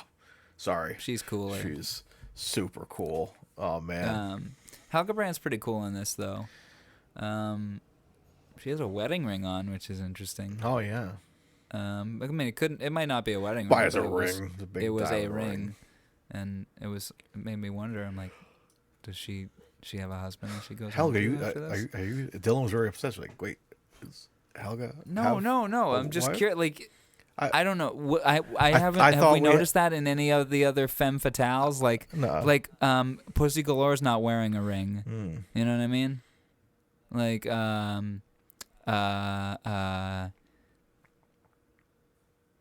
Eunice. Sylvia Trench is wearing a ring. True. She's cheating on her husband with Bond. Yeah. But you know what I mean? It was just a thought. And I saw the ring. I'm like, wonder if she's just like, she works for the president of Osato, but maybe it's just her office job. Yeah. And maybe she goes home to husband and like kids. M's got a husband. Like when we see her home in We see and Quantum of Solace, she's got a husband. Yeah, we only see him like in bed that one scene. In bed. And Yeah, and in Skyfall she mentions that he passed away. Yeah. So, anyway, just you never think about the relationships that these characters have. Like even in GoldenEye, Moneypenny's on a date and Bond's like, "What?" And she's like, "What, do you think I don't have a social life?" Like there's worlds outside of this movie. Yeah, What just fucking happened? Oh my lord. What? That was terrifying. Your video just skipped entirely. It didn't freeze. You were laughing, ha ha ha ha, arms kind of up, and then all of a sudden you were just like this. Whoa. Instantly. No frozen screen in between, just instant cut. Like a fucking horror movie. This is all pre-recorded, so I'm not really here. Okay. Oh, he's staring at me creepily. It's all pre-recorded. I'm not really here right now. I'm still high. Well, you only live twice. You only live twice, Mr. Bond. But yeah, no, that reminds me of like another Austin Powers reference. Remember Michael McDonald from Mad TV? He was the henchman that like with the steamroller gets crushed by the steamroller. It doesn't move. It's halfway across the room. No, and then later in the movie, it's an after credit scene. You cut his family. Yeah, and do you know who plays the mother? I don't remember who it was. Lois Child, or Childs, or hold on. I'm gonna make sure I get this right. It was Childs.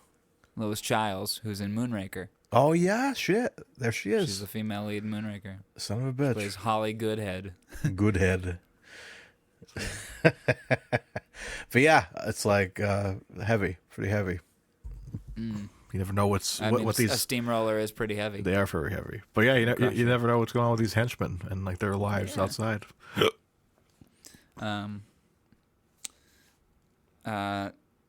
Okay, on the Little Nelly scene, I said this to you as we were watching, and I made a note of it. Here's my exact thing that I wrote down. No monkey in Q scene. I was disappointed that there was not, for some reason, a monkey in the Q scene. Why would there be a monkey? Did I not say this to you as we were watching it? I don't remember. You might have been. The cookie might have started kicking in. No, I was pretty awake during the movie. Well, I don't know why, but Q gets there and he's got his helpers with the cases to assemble Little Nelly. But for some reason, I just wanted there to be a chimpanzee there Because of his outfit? Because he had kind of like a... Yeah, like kind of the safari-ish outfit. Like and his high socks. It's just a monkey. Or a chimpanzee, excuse me, a chimp. There's a little chimpanzee like on his shoulders, and he's like, explaining. No, just walking. Just walking around? Just like doing things. Like maybe like helping the crew assemble. They should have had Ape from George the Jungle, voiced by John Cleese, and had him like he has glasses on, and he's working on something. It's a big gorilla, and he's like, he looks up, and he's like, have you seen? When's the last time you watched George the Jungle? Oh, a couple of years ago, but I need to rewatch it because I put it on. It's so fucking fun. John I think Cleese. Nicole watched the whole thing, but I like dipped out at some point. John Cleese is so. I love that movie. I watched it a bunch when I was a kid. It's just the facial expressions. He'll just be like, doing something. He looks up, it's like. This is so stupid. But in my head, I like to believe John Cleese is in the monkey suit, just like doing everything. But I want him in the Q's lab, and he's just like sitting there, like. Well, in this scene, I wanted a chimpanzee maybe carrying like the smallest briefcase, like the smallest briefcase that Little Nelly has. Oh yeah, he's carrying it with the crew. They've all got the big ones, but he's got the small one. He's got a hard hat on. No, he's not dressed. He's just got a hard hat. They don't even acknowledge it. It's like no acknowledgement. 7 dudes and 1 gorilla, just like not a gorilla, a chimpanzee. Chimpanzee. The gorilla is working in Q's lab. Yes. But and Bond doesn't acknowledge it, and Q doesn't acknowledge it. Nobody acknowledge. Aki doesn't acknowledge it. Tiger doesn't acknowledge it, and his name's Tiger. Anyway, so yeah, a little disappointed there was no monkey in the Q scene. My next note on Little Nelly: missiles, 60 a minute. Q says that Little Nelly fires 60 missiles per minute. How many missiles are on that? Only the 2 big ones. 2 missiles. I gotta rewatch. How would you fire 60 a minute? Does a video game make more sense? Hold on. I want to listen to that scene. It is. Here, I'll punch it in. 2 rocket launchers, forward firing on either side. Fine. Now, these fire heat-seeking air-to-air missiles, 60 a minute. Good. Flame guns, 2 of them, firing astern. What range? 80 yards. 2 smoke ejectors next door to them. Yeah, 60 a minute. Yeah, what's that mean? These fire. When there's only 2 missiles. Yeah, these fire. He says these fire. Let me put the closed captionings on. These fire heat-seeking air-to-air missiles. 60 a minute.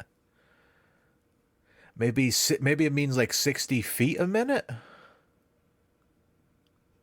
60 miles a minute. Something like that. Maybe it's like because only 2. Because he only uses that if he needs 60 it. kilometers a minute. Because you have a lot of rounds in the machine guns already, and then you have I assume that the smaller missiles will reload a little bit for you.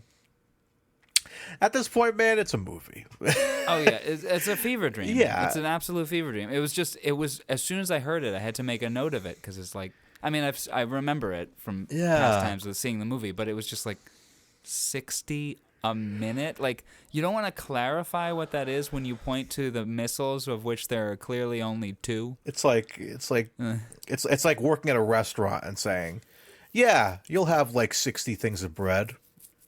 I only have enough for one sandwich." Yeah, but you'll have 60 every minute. It's the ultimate sandwich. 60 slices of bread, Yeah, and it's only 2 pieces of bread. It's like yeah, but you could theoretically slice those into 60 pieces. Yeah, they'd be paper thin. the other 50 Q is like the other 58 cost money. I don't fucking know, man. Yeah, that's a little weird. I forgot to bring the other 58. One of my favorite comments a while ago, me and you and Scott Southgate watched Goldfinger together. This is a while ago. And Really? Yeah, this is back a year, place in East Providence, I remember. And we're watching the Q scene, and he's showing off the DB5, and there's the close up of him pointing to all the gadgets. And Scott pipes up out of nowhere saying, "We're sorry, 007, we forgot our label maker. So you'll have to guess which button does what." And it's like that's true. And it's a great point. He just tells you what everything does. I'm not gonna fucking remember that. Are you serious? Like he's like, this one fires the smoke screen. This is the machine guns. Our label maker broke, and nobody knows how to. No one here knows how to fix it. Yeah, at least because you remember Laser watches, we know that, but in Spectre, at least Q like put the labels. Remember, he has the flamethrower and hits the Batista's car. They're all with label makers, and he makes labels for everything. And I'm it's just emojis. It's emojis. It's a smoke emoji. Damn it! What's this one with the purple eggplant mean? This one with the peach. What does that mean? Well, yeah, wasn't there one button that like played like 006's like playlist or something? It played like smooth jazz or something. I think it's Sinatra. Something, yeah, it was like something jazzy. But yeah, I'm like, man, Q is really bad at like making labels. I think there's labels on Lil Nelly. I'm pretty sure there's like labels. So it's frustrating, very frustrating. Q, label your shit for God's sakes. Well, more on gadgets here. Blofeld chews out Osato and Brandt. Excuse me, and he says, "Only a Walther PPK. Only one person we know uses this gun. James Bond." In Dr. No, they literally say it's standard issue now. True. So yeah, but for people who but James Bond is the one that like deals with everything. Yeah, but I mean, they would know at that point if they know everything about James Bond that they need to know.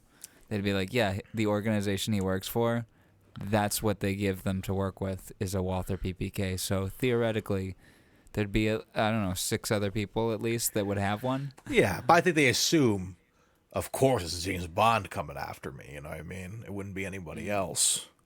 It was just, I just thought it was humorous. Yeah, it just as soon as he said that only one person we know, and then we watch Dr. No, and it's like, your Beretta sucks. We're giving you a PPK. It's what we're giving everyone. Dude, we only get it once ever. You only get twice, Mr. Bond. You only get twice, Mr. Bond. You have that one scene. I believe it's Thunderball. It might be Thunderball. Because I feel like we haven't watched it, so yeah, it must be Thunderball. Because there's a scene where they have all the double O's in chairs, and Bond comes late. Remember? Yeah, and I believe there's 9 of them. 9, 001 through 9, and I'm like, I want a movie so bad where you just get to see all the double O's. The only time we get to see a double O is GoldenEye, like another double O.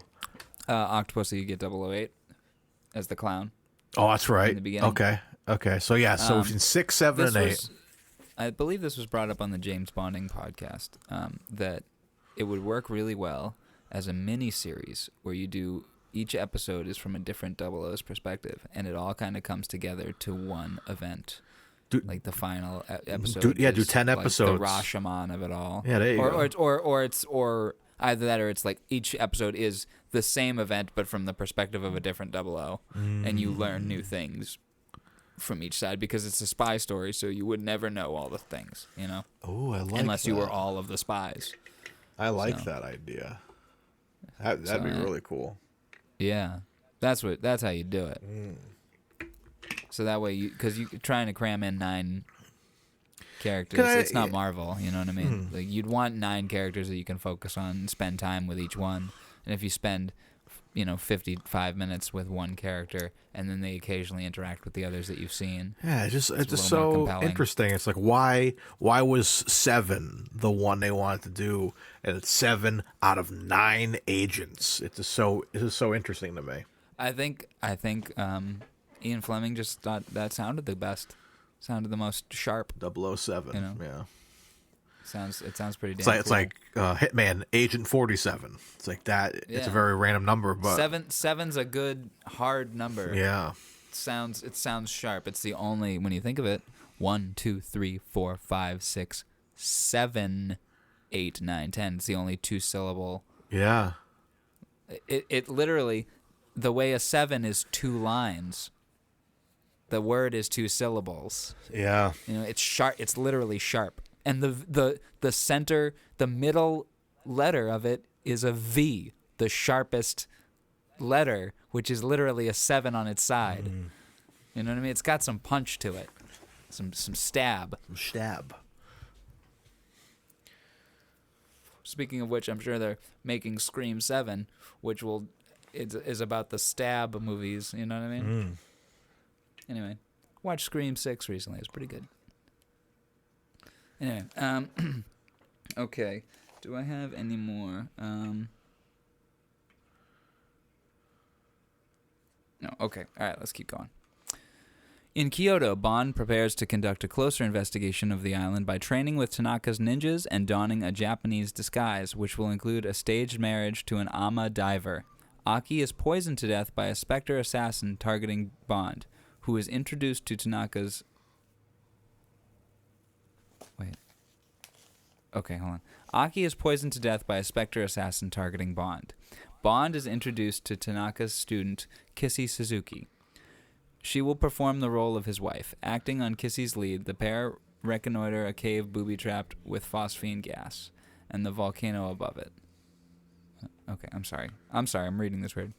Acting on Kissy's lead, the pair reconnoiter a cave booby-trapped with phosphine gas and the volcano above it. The volcano's mouth is a disguised entrance to the secret rocket base. Bond slips while Kissy goes to alert Tanaka. Bond slipped? What? Okay, this is weird. Bond locates and frees the captured American and Soviet astronauts and, with their help, steals a spacesuit to infiltrate the Spectre spacecraft, Bird 1. However, Blofeld spots Bond, who is detained while Bird 1 is launched. Bond is taken into the control room where he meets Blofeld, who kills Osato to demonstrate the price of failure. I'll just finish it up. Bird 1 closes in on an American space capsule, and U.S. forces prepare to launch a nuclear attack on the Soviet Union. Meanwhile, Tanaka's ninjas approach the base's entrance, but are detected and fired upon. Bond distracts Blofeld and lets in the ninjas. During the battle, Tanaka saves Bond by disarming Blofeld with his shuriken. Bond fights his way to the control room, tosses Blofeld's bodyguard, Hans, into the piranha pool, and activates Bird 1's self-destruct before it reaches the American capsule. As the Americans stand down their forces, Blofeld activates the base's self-destruct system and escapes. Bond, Kissy, Tanaka, and the surviving ninjas leave before the eruption destroys the base and are picked up by the Japanese maritime forces and the British Secret Service. End of wiki plot. Let's go through what else I got. Concealment and surprise is what Tanaka says his ninjas are good at, but meanwhile, they're just in a big group of people and they're being as loud as possible. Screaming. Concealment and surprise. The string kill is awesome.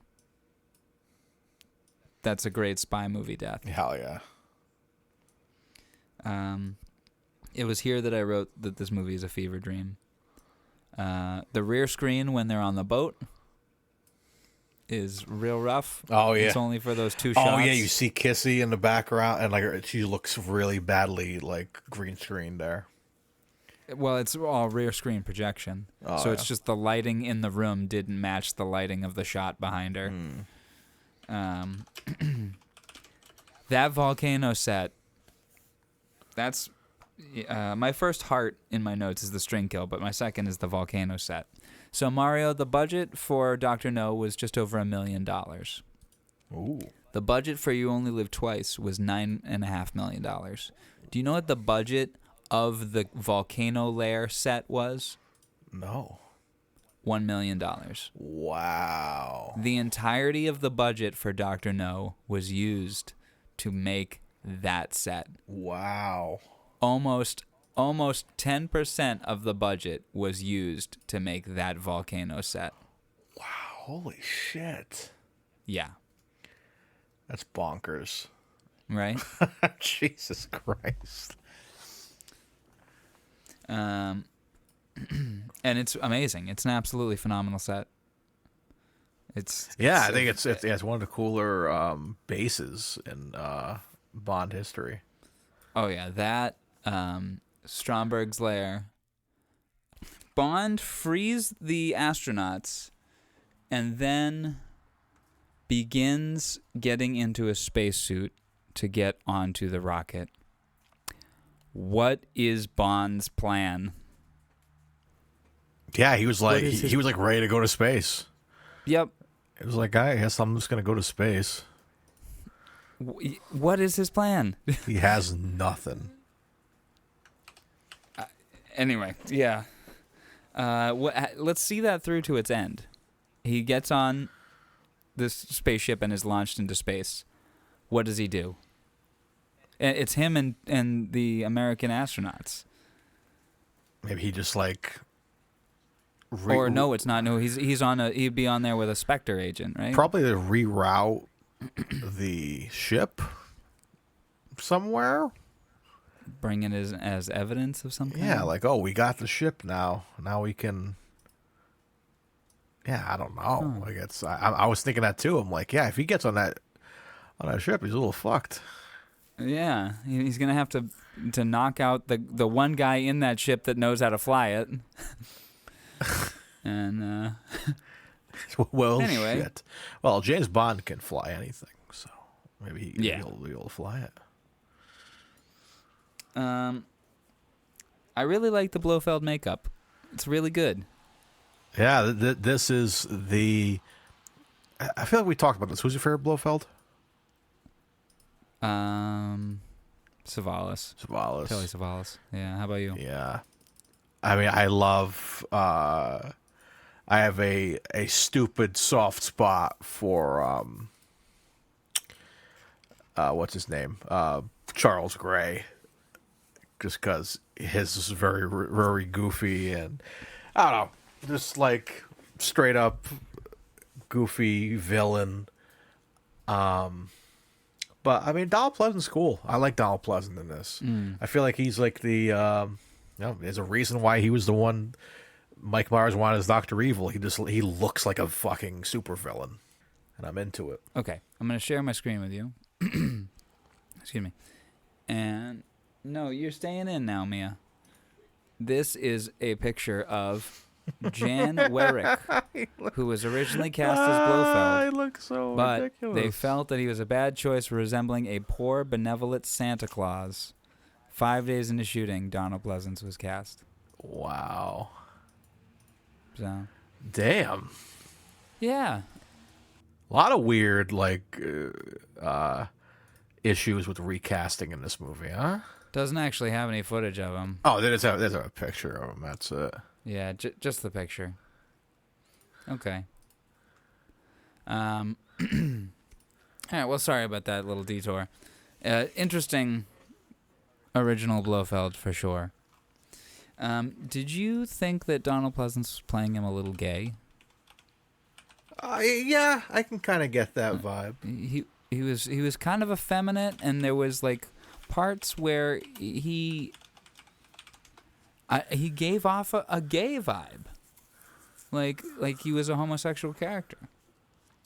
And then you have Charles Gray, who plays the character, is a very effeminate man, so much so that his escape disguise is as an old woman. And then fast forward to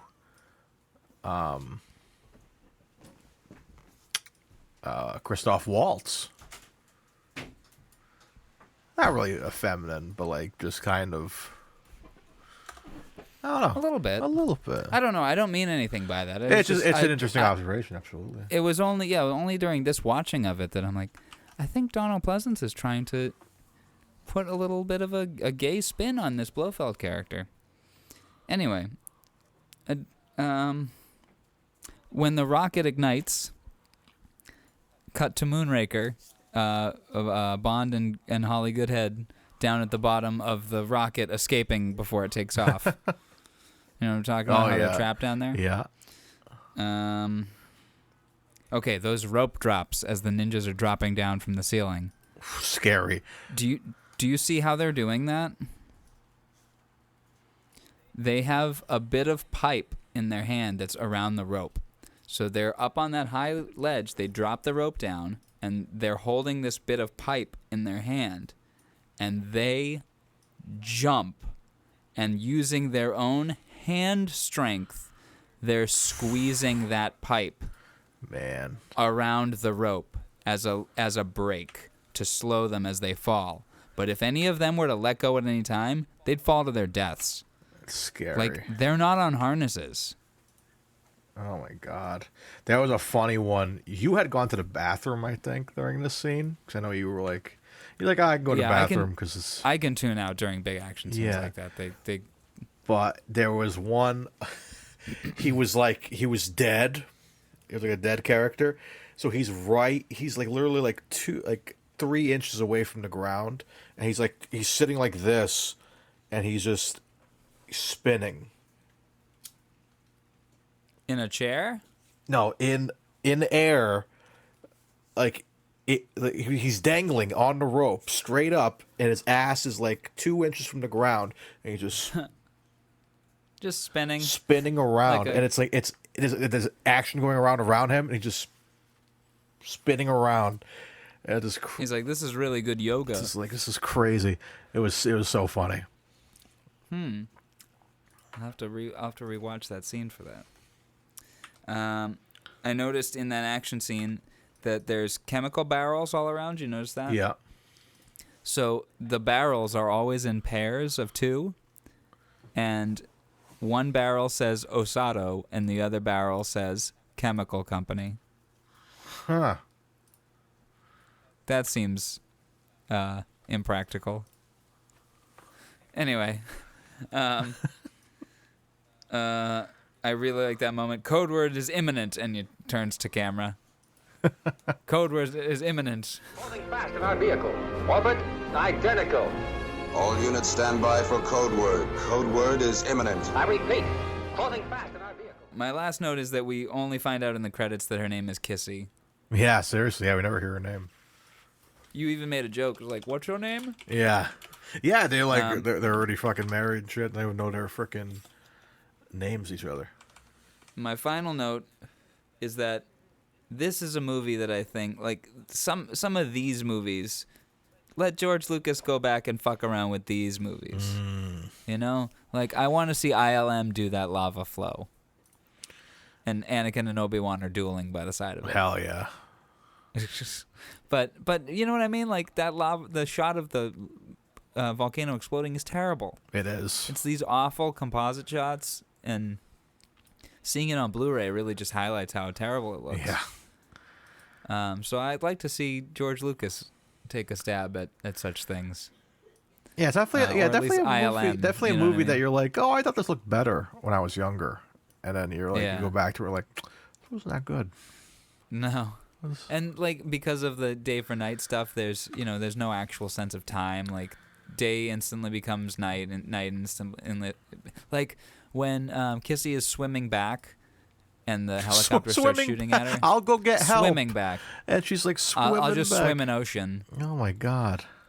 Yeah, you should have used surf. Yeah, come on, man. Yeah, use your Pokemon. Use surf. Yeah, or I mean, hopefully you have a fly, something that you can use fly. You know. Oh, But so in that scene, it's day for night. Like it's clearly day, but the shot is darkened to be at night. But that level keeps changing. So like when they're going up to the volcano, it's daytime. yeah, like I'm doing a poor job describing it, but like within one scene, the lighting will change. yeah. Anyway, those are all my notes. You got any more notes? Vin? I don't have anything. I can double check here. Cover all your notes. 'Cause I just been talking. Yeah, no, that's everything, honestly. Like, yeah, it's love for the car. There's so I guess wrapping up this movie, it's just like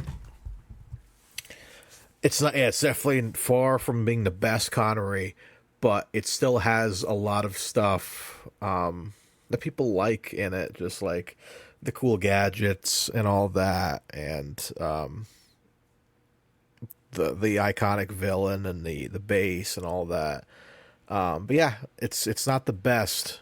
So rewatching this again is one I watched the least of, and there's a reason for it, because there's just like some ridiculous stuff which was cleared up today, which I was very appreciative. Like just the whole thing with Kissy and Aki. Now that makes more sense to me because of what was going on behind the scenes. It's clear how much better Aki is as an actress. Yeah, you go to her and like and has learned her English much better. I missed Aki so much. Like when she was gone, I was like, same. I was like, bring her back, please. But if it was a matter of like making sure an actress didn't kill herself, because you got to imagine like this was a culture shock for them for sure. Like, okay, this girl is threatening to kill herself. Like, there's no way we can let her off this production because she probably will. Yeah. So we'll just come up with a new role for her. I don't know. Yeah, do what you got to do, I guess. So, I mean, I guess kind of kudos to the crew for kind of trying to do that, but it was still not done well.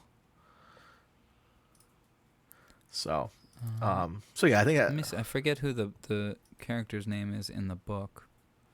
It's Tiger Tanaka and Kissy Suzuki. Kissy is the character in the book, so Aki must have been the character that was made up. Oh, interesting. And yeah, Blofeld, to protect himself from the poisonous plants, he wears samurai armor. It's a trip, man. Shit, I gotta. It's a real trip of a book. Listen to it. Yeah, I think I got him, man. At this point, I after like covering these movies, I'm like, I really need to like compare it like to the actual source material. May I spoil the ending of the book for you? Yeah, I'm gonna get to it eventually. Okay. After surviving a near execution... Okay, I'm sorry. I'll just read the last two paragraphs of it. After infiltrating the Garden of Death and the castle where Blofeld spends his time dressed in the costume of a samurai warrior, Bond is captured and Bunt identifies him as a British secret agent and not a Japanese coal miner. After surviving a near execution, Bond exacts revenge on Blofeld in a duel, Blofeld armed with a sword and Bond with a wooden staff. Bond eventually kills Blofeld by strangling him with his bare hands in a fit of violent rage, then blows up the castle. Upon escaping, he suffers a head injury, leaving him an amnesiac, living as a Japanese fisherman with Kissy while the rest of the world believes him dead. His obituary appears in the newspapers. While Bond's health improves, Kissy conceals his true identity from him to keep him forever to herself. Kissy eventually sleeps with Bond and becomes pregnant and hopes that Bond will propose marriage after she finds the right time to tell him about her pregnancy.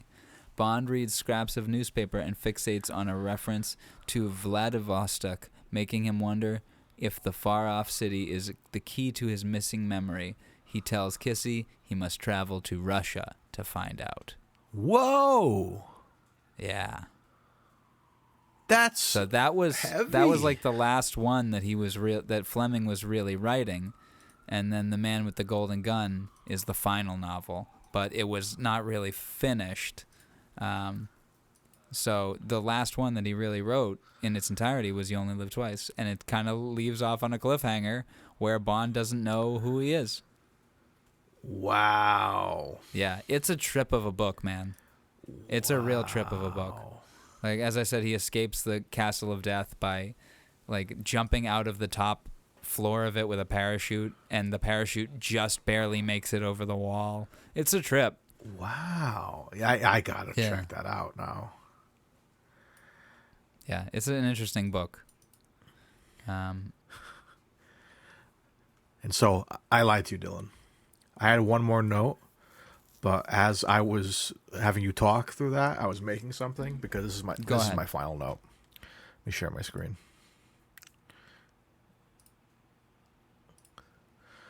Jedi Master Connery.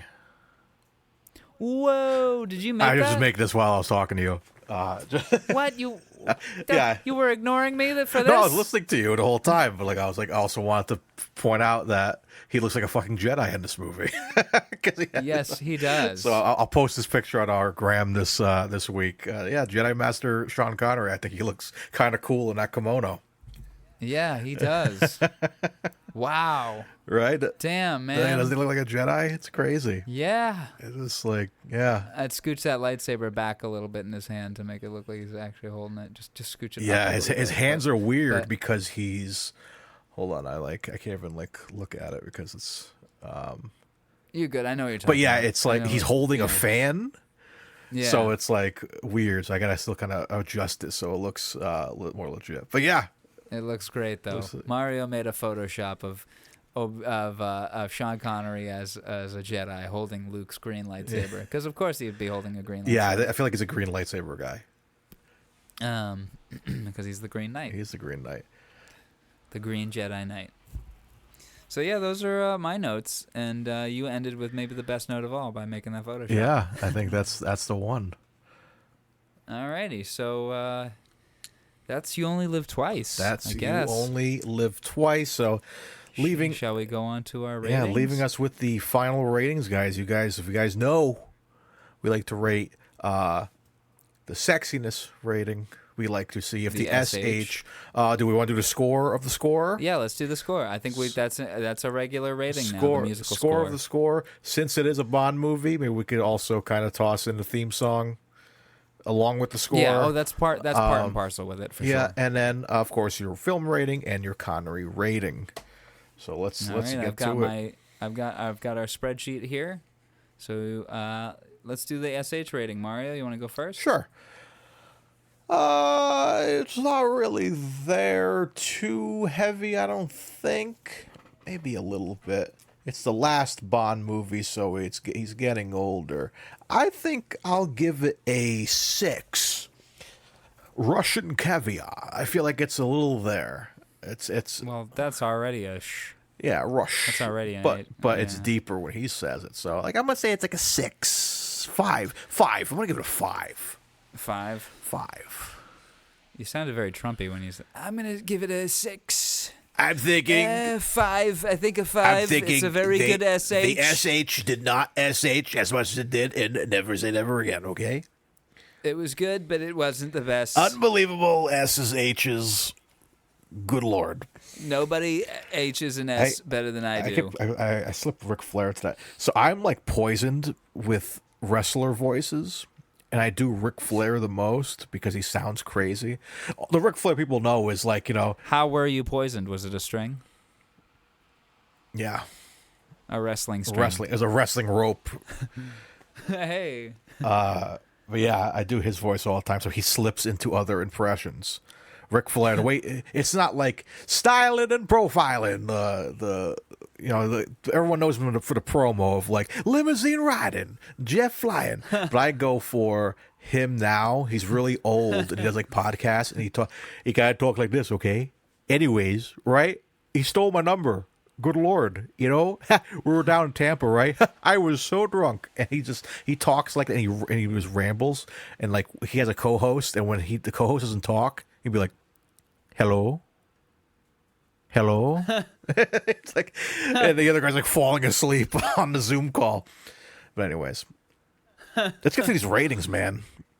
Alrighty, so you're giving him 5 on the SH. 5 on the SH. I'm gonna give him a 3. Okay. It's not that thick. So an average of 4. All right, let's move on to the sexy rating. What are you giving it, Mario? I feel like it's definitely not sexy in its negativity towards women, man. It's just very, Not at all. We literally have a quote that says, "In Japan, men come first and women come second," and like that's kind of like messed up. And I think we didn't really talk about the scene as much. I know when we watched it, we're kind of like, would you be into like this kind of bath thing? And I'm like, I don't know if I'd be comfortable with it. No, it would be weird. Yeah. I'd have to know these people. I'd have to feel comfortable with them already. Yeah, like complete strangers rubbing me down and cleaning me naked. all that shit. It would be more like in the movie The Wolverine, where Logan is just like, "What the fuck? Stop doing this! I hate this." Yeah, it's weird. And they're all like, "Hee hee hee." Yeah, Yeah, no, it would be weird and uncomfortable. yeah, but that's not taking away from how beautiful some of these girls are. I think all the girls are beautiful. I think they're kick-ass. The one that he chooses to massage him is very clearly a white woman. Yeah, definitely not Asian. Yeah. But yeah, they're and like They turned her Japanese. turn on Japanese. I really think so. But yeah, but Kissy's beautiful. Like Kissy and Oh, you're telling me I should talk like an Egyptian? talk like in it. Walk like an Egyptian? Talk, walk, stalk. I believe in a thing called love. But yeah, I listen think to the rhythm of my heart. I'm playing my heart.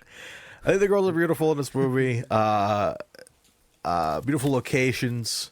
The locations are sexy. I love Tokyo. I love some of the countryside aspects of Japan. So I don't think it's extremely sexy, but it's got some sexiness to it. They'll give it a 007 for sexy.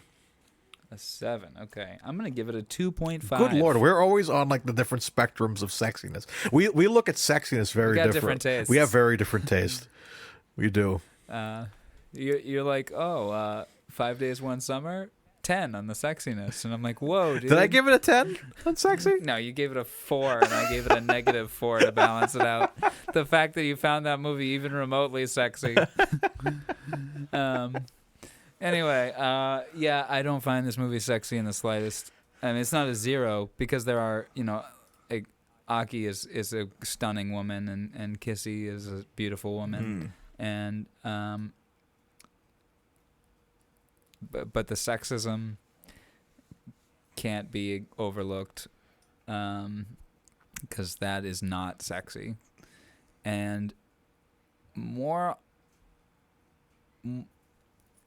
importantly, Sean Connery is not sexy in this movie in the slightest. Yeah. He looks good at times. At times he looks good as Bond, but he's not sexy. He looks we'll get into this in the Sean rating, but he didn't want to be there. He was super unhappy the whole time filming this because there was literally an incident where he was going to take a shit and he looked up and there was a photographer that had gone over the stall and was taking a picture of him taking a shit. Ugh. So he was miserable making this movie, and it shows. We'll get into that in the Sean rating, but it affects his ability to be sexy. You can't be sexy when you're being absolutely fucking miserable. You know what I mean? Yeah. And you're the lead of this movie. Yeah. So 2.5 for me, combined with the sexism and his lack of wanting to be there. For an average of 4.75. You gave it a 7, I give it a 2.5. Boom. Okay. Musical score. Ooh. I love it. I love it. Again, going back to that rooftop scene. I love how the music hits there. It hits at perfect times, man. And I love the theme song. The theme song is up there with some of my favorite theme songs of all time. It's a beloved song that just that da da da da da da da da da. Okay, of the 3 Bond themes that we've heard so far, Goldfinger, From Russia with Love, and You Only Live Twice, what's your favorite? Or rank them. And fuck it, throw Underneath the Mango Tree in there. I think I'm gonna do Bottom to top. worst to best. Yeah. Dr. No. Yeah. You Only Live Twice, Goldfinger, Russia with Love. Mine is Underneath the Mango Tree. You Only Live Twice. From Russia with Love. Goldfinger. Ooh, Goldfinger's number one. Yeah. I think it's close between those, but I think of the one that I sing the most. I always sing From Russia with Love. Oh, I sing that one more myself because I can't sing Goldfinger. You know what I mean? Goldfinger is a fucking powerhouse of a song. Yeah. You got Shirley Bassey just murdering it on there, so that makes that one the best for me. All right, but what are you giving the score for this movie? I'm going to give it an 8. An 8. I love the music in this movie. All right. We've had our run of John Barry here. A lot of John Barry. I'm going to give him a 7.5. Ooh, okay. Not far from you. Look at that. We're near to each other here. I think it's a very good score. There's a lot of beautiful themes in it. My only problem is John Barry has a bad habit of over-repeating things. Over-repeating themes way too many times. And I can't think of any exact moments off the top of my head, but maybe like as the spaceship is opening up, or you know what I'm trying to describe. There's just points where one melodic idea gets repeated way too many times. You know what I'm talking about? Yeah.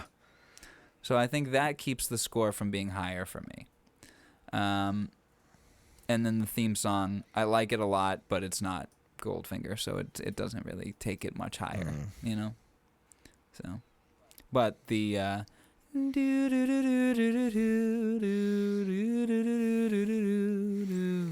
that can't be beat. So, all right, so average score for the musical score is 7.75.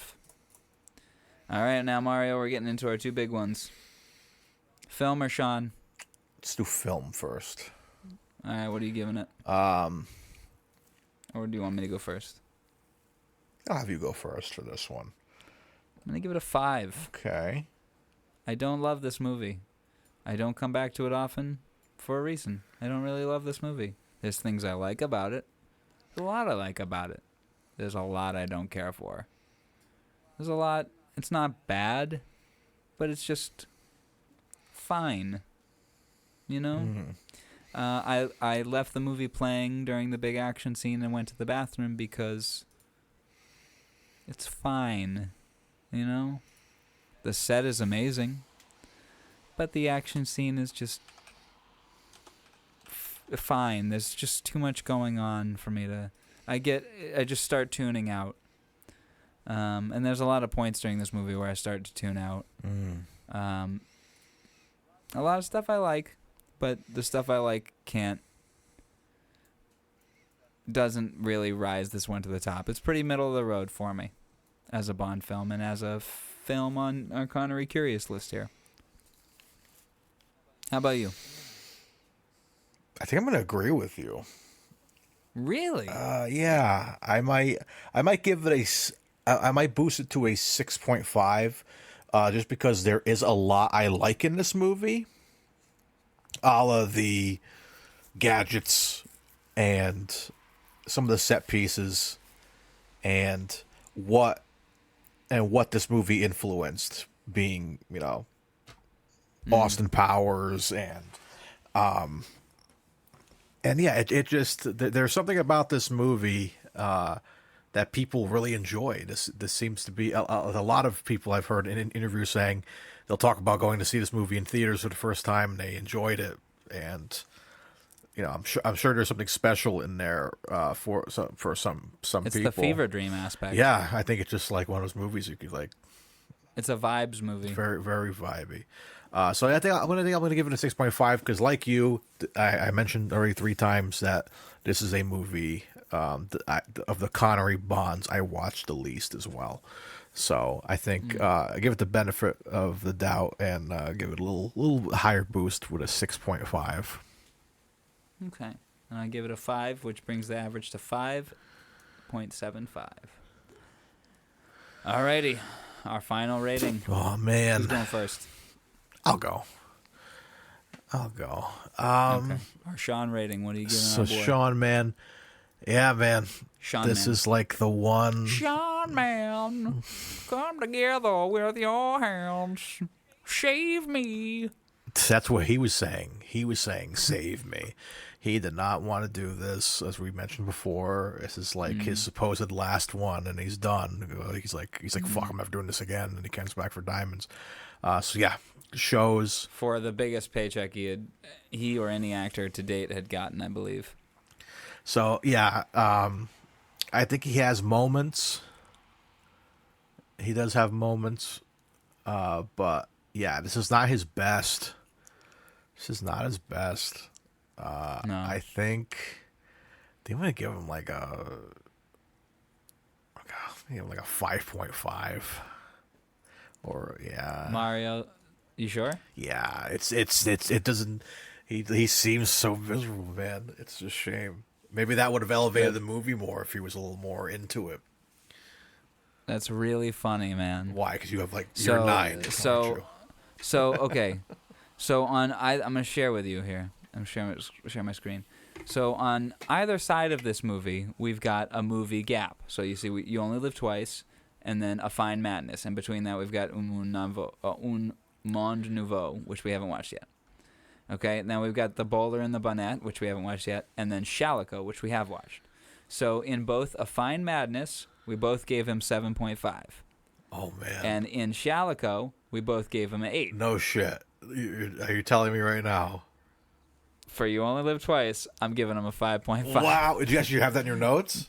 That's what I have on my notes here. I'll even hold it up to the camera so you can see.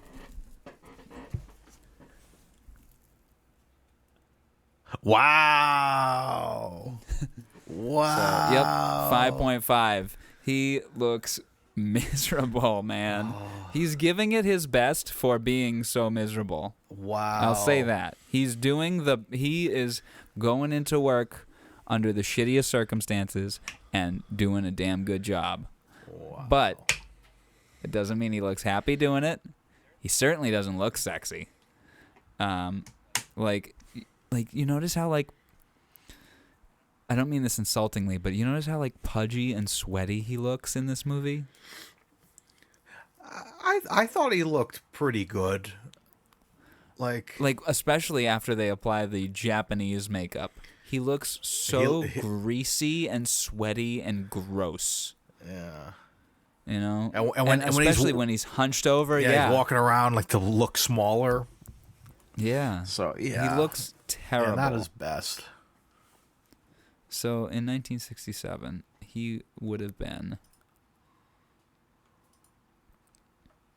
37. So he was 37 filming this, and he looks 50. He does not look good in this movie at all. Shit. And it's... I can imagine part of that is just how miserable he is at work. You know? There's parts where he looks good, and there's a lot of parts where he's acting incredibly well. But his energy shines through how much he does not want to be there. And it affects the whole movie. So... And that's not me insulting anyone who's pudgy or sweaty. I was going to say I'm mean- pudgy and sweaty. No, I did not mean that as an insult. It's just, when you're shooting a movie, you kind of want to make sure that the star of the movie looks the best that you can have him look in that scene, And his Japanese makeup just makes him look disgusting. If you tried to hold on to him, he'd slip out of your hands. And the Japanese eye pieces are terrible. and his hairpiece looks bad. Both his regular hairpiece and his Japanese hairpiece. It's unnecessary. His Lego hair. Yeah, a lot about him in this movie just does not work for me or for the movie. So, yeah, 5.5 from me. Okay. Sorry, Sean. Do better. So an average of 5.5 for us. Hell yeah, man. Yeah, so that's all of our ratings, it seems. Which means, Dylan Titus. Oh, wait a second. Did I... Hold on, I'm sorry. I think I may have put these in the wrong... Oh, no, okay, they're in the right... For a second, I had accidentally clicked on Thunderball, so I just want to make sure I didn't accidentally put the ratings in Thunderball. Well, we're good. Okay. What does it mean, Mario Which Lima? means, Dylan Titus, it is time to go over to wheelofnames.com to open up the Wheel of Curiosities. It is Dylan's turn this week to roll. What movie? Is it my turn? It is your turn this week. Oh, yeah, You'll Only Live Twice. Yeah, so it is you, brother. What are you hoping to see? What are you not hoping to see? I don't want another Bond right now. I can wait for another Bond. I mean, I'd actually be fine with it. I wouldn't terribly mind, but I'd rather not. Let's see. Let's look at our list here that we've got left. I know you're wanting Family Business. That's what I want. I still want Hunt for Red October. Ooh, yeah. I could really go for that. I kind of want to see Darby O'Gill too, because I keep passing by it on Disney Plus. I'm like, that's coming up. Yeah, I want to see that one. I want to see Highlander. Also, we discussed this before. If we get Highlander 2, we're going to go to Highlander 1, right? Oh, we're doing a double feature for that one too? Do you want to? Because my thought was that, like, okay, if we land on Highlander 2, we take off Highlander 1, and we leave Highlander 2. Yeah, you know what? I like that. Have some space in between. Yeah. So then we can revisit our main characters. Yeah, so we're not confused and shit. Yeah, I agree with that. Yeah, a sequel, you got to do that. Yeah, it's the only sequel he did. Yeah. Ever. So if we land on Highlander 2, we watch Highlander 1 and take that off the wheel and spin again later to land on Highlander. I'm cool with that. Okay.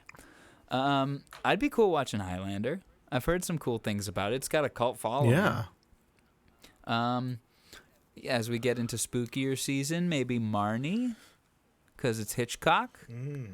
I feel like even League of Extraordinary Gentlemen is kind of a good Halloween movie. You got the Invisible Man. How about and stuff. the Frightened City? Is that a horror film? British neo-noir gangster film about extortion rackets and gang warfare in the West End of London. Oh. Also starring Herbert Lom from Action of the Tiger. Whoa.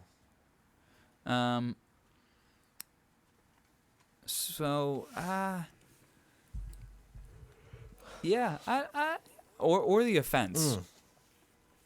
I could watch him act with Sidney Lumet directing again. Okay. And then what's the one with Fishburne? Just Cause. Yeah, so I think I'm going for Highlander or Hunt for Red October. Those are mine. I'm going to go Family Business or Darby O'Gill and the Little People. Okay. Now, we usually do a What Don't You Want? Bond. I don't want Bond. Bond, yeah, same. Bond or documentary. Yeah. All right, so shall we shuffle? Shuffle. You tell me when. Stop. Okay. All right, it's time, ladies and gentlemen. Mario. Dylan. It's time. It's time. To spin. The Wheel of Curiosity.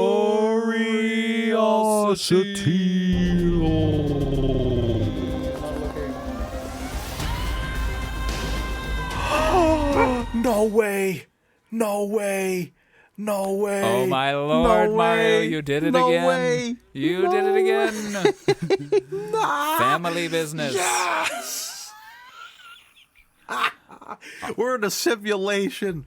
We are in a simulation. This is not real. Family Business is a 1989 American neo-noir crime film directed by Sidney Lumet. I forgot about that. Yeah. Starring Sean Connery, Dustin Hoffman, and Matthew Broderick. Now, before we go, we keep forgetting, where can you find this film? Where can people at home watch if they want to watch along? Yes, let's do that. Just watch. Oh, I'm so excited. Family How are we doing this, man? We're just killing it. Everyone. Family Business. It is on Roku to stream currently. Gonna rent on all the big names as well. Your Amazons, your Google Plays, your YouTubes, your Vudu, all that as well. Ooh, I'm excited, man. Look at these. These three together is just weird, man.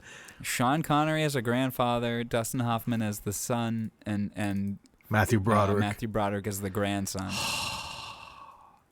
I was really excited too because I've been watching Only Murders in the Building, and Matthew Broderick has a cameo. He plays himself for one episode. He shows up, and that made me think of this movie. I was like, oh, I can't wait to see Matthew Broderick act in something. So we're here, man. We're here. Oh my god! And it's Sidney Lumet, which makes this our. So we've got the Anderson tapes and The Offense left. All right. But he did 5 with Connery. Hell yeah, man. Well. So yeah, our next film is Family Business. Yeah. With that being said, guys, this has been Connery Curious for this week. We hope you enjoyed our review of James Bond in You Only Live Twice. Next week, Sean Connery will return in Family Business. It's finally happening. Family Business, brother. You've been waiting for this for one. weeks, months, so long. Yeah. So Mario, do you realize we've been doing this podcast for almost 10 months now? 10 months? Wow. Yeah, almost. Man. We're 1 week away from being 10 months Time away. flies, man. 10 months from the start. Let's go. It's been a beautiful journey so far. It has. Hell yeah. It has. It's been fun. All right, Family Business. Family Business. I'm looking forward to this. We will return next week with some more Connery Curious. Until then, I've been Mario Lima. And I've been Dylan Titus. And as always, folks, stay curious. Connery Curious. You've been listening to Connery Curious, a Titus Compositions and Friggin' Nerds Media podcast. Follow us on social media for updates, memes, and clips. Find us on Twitter at CuriousPod007 and on Instagram at Connery Curious. You can also visit Titus Compositions at Titus Compositions to hear other podcasts and original music, watch music videos, or even pick up a great vinyl record. For more discussion and content about your favorite films, comics, games, and a network for all things nerdy, visit Friggin' Nerds Media on Twitter at Friggin' Nerds. You can rate, review, and share the podcast in-app, which helps us grow the show and reach the other curious Connerys out there. Thanks for spending time with us, and have a great day, but also, remember, stay curious.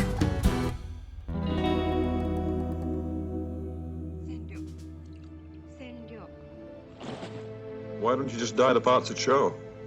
私たちだけの秘密よ。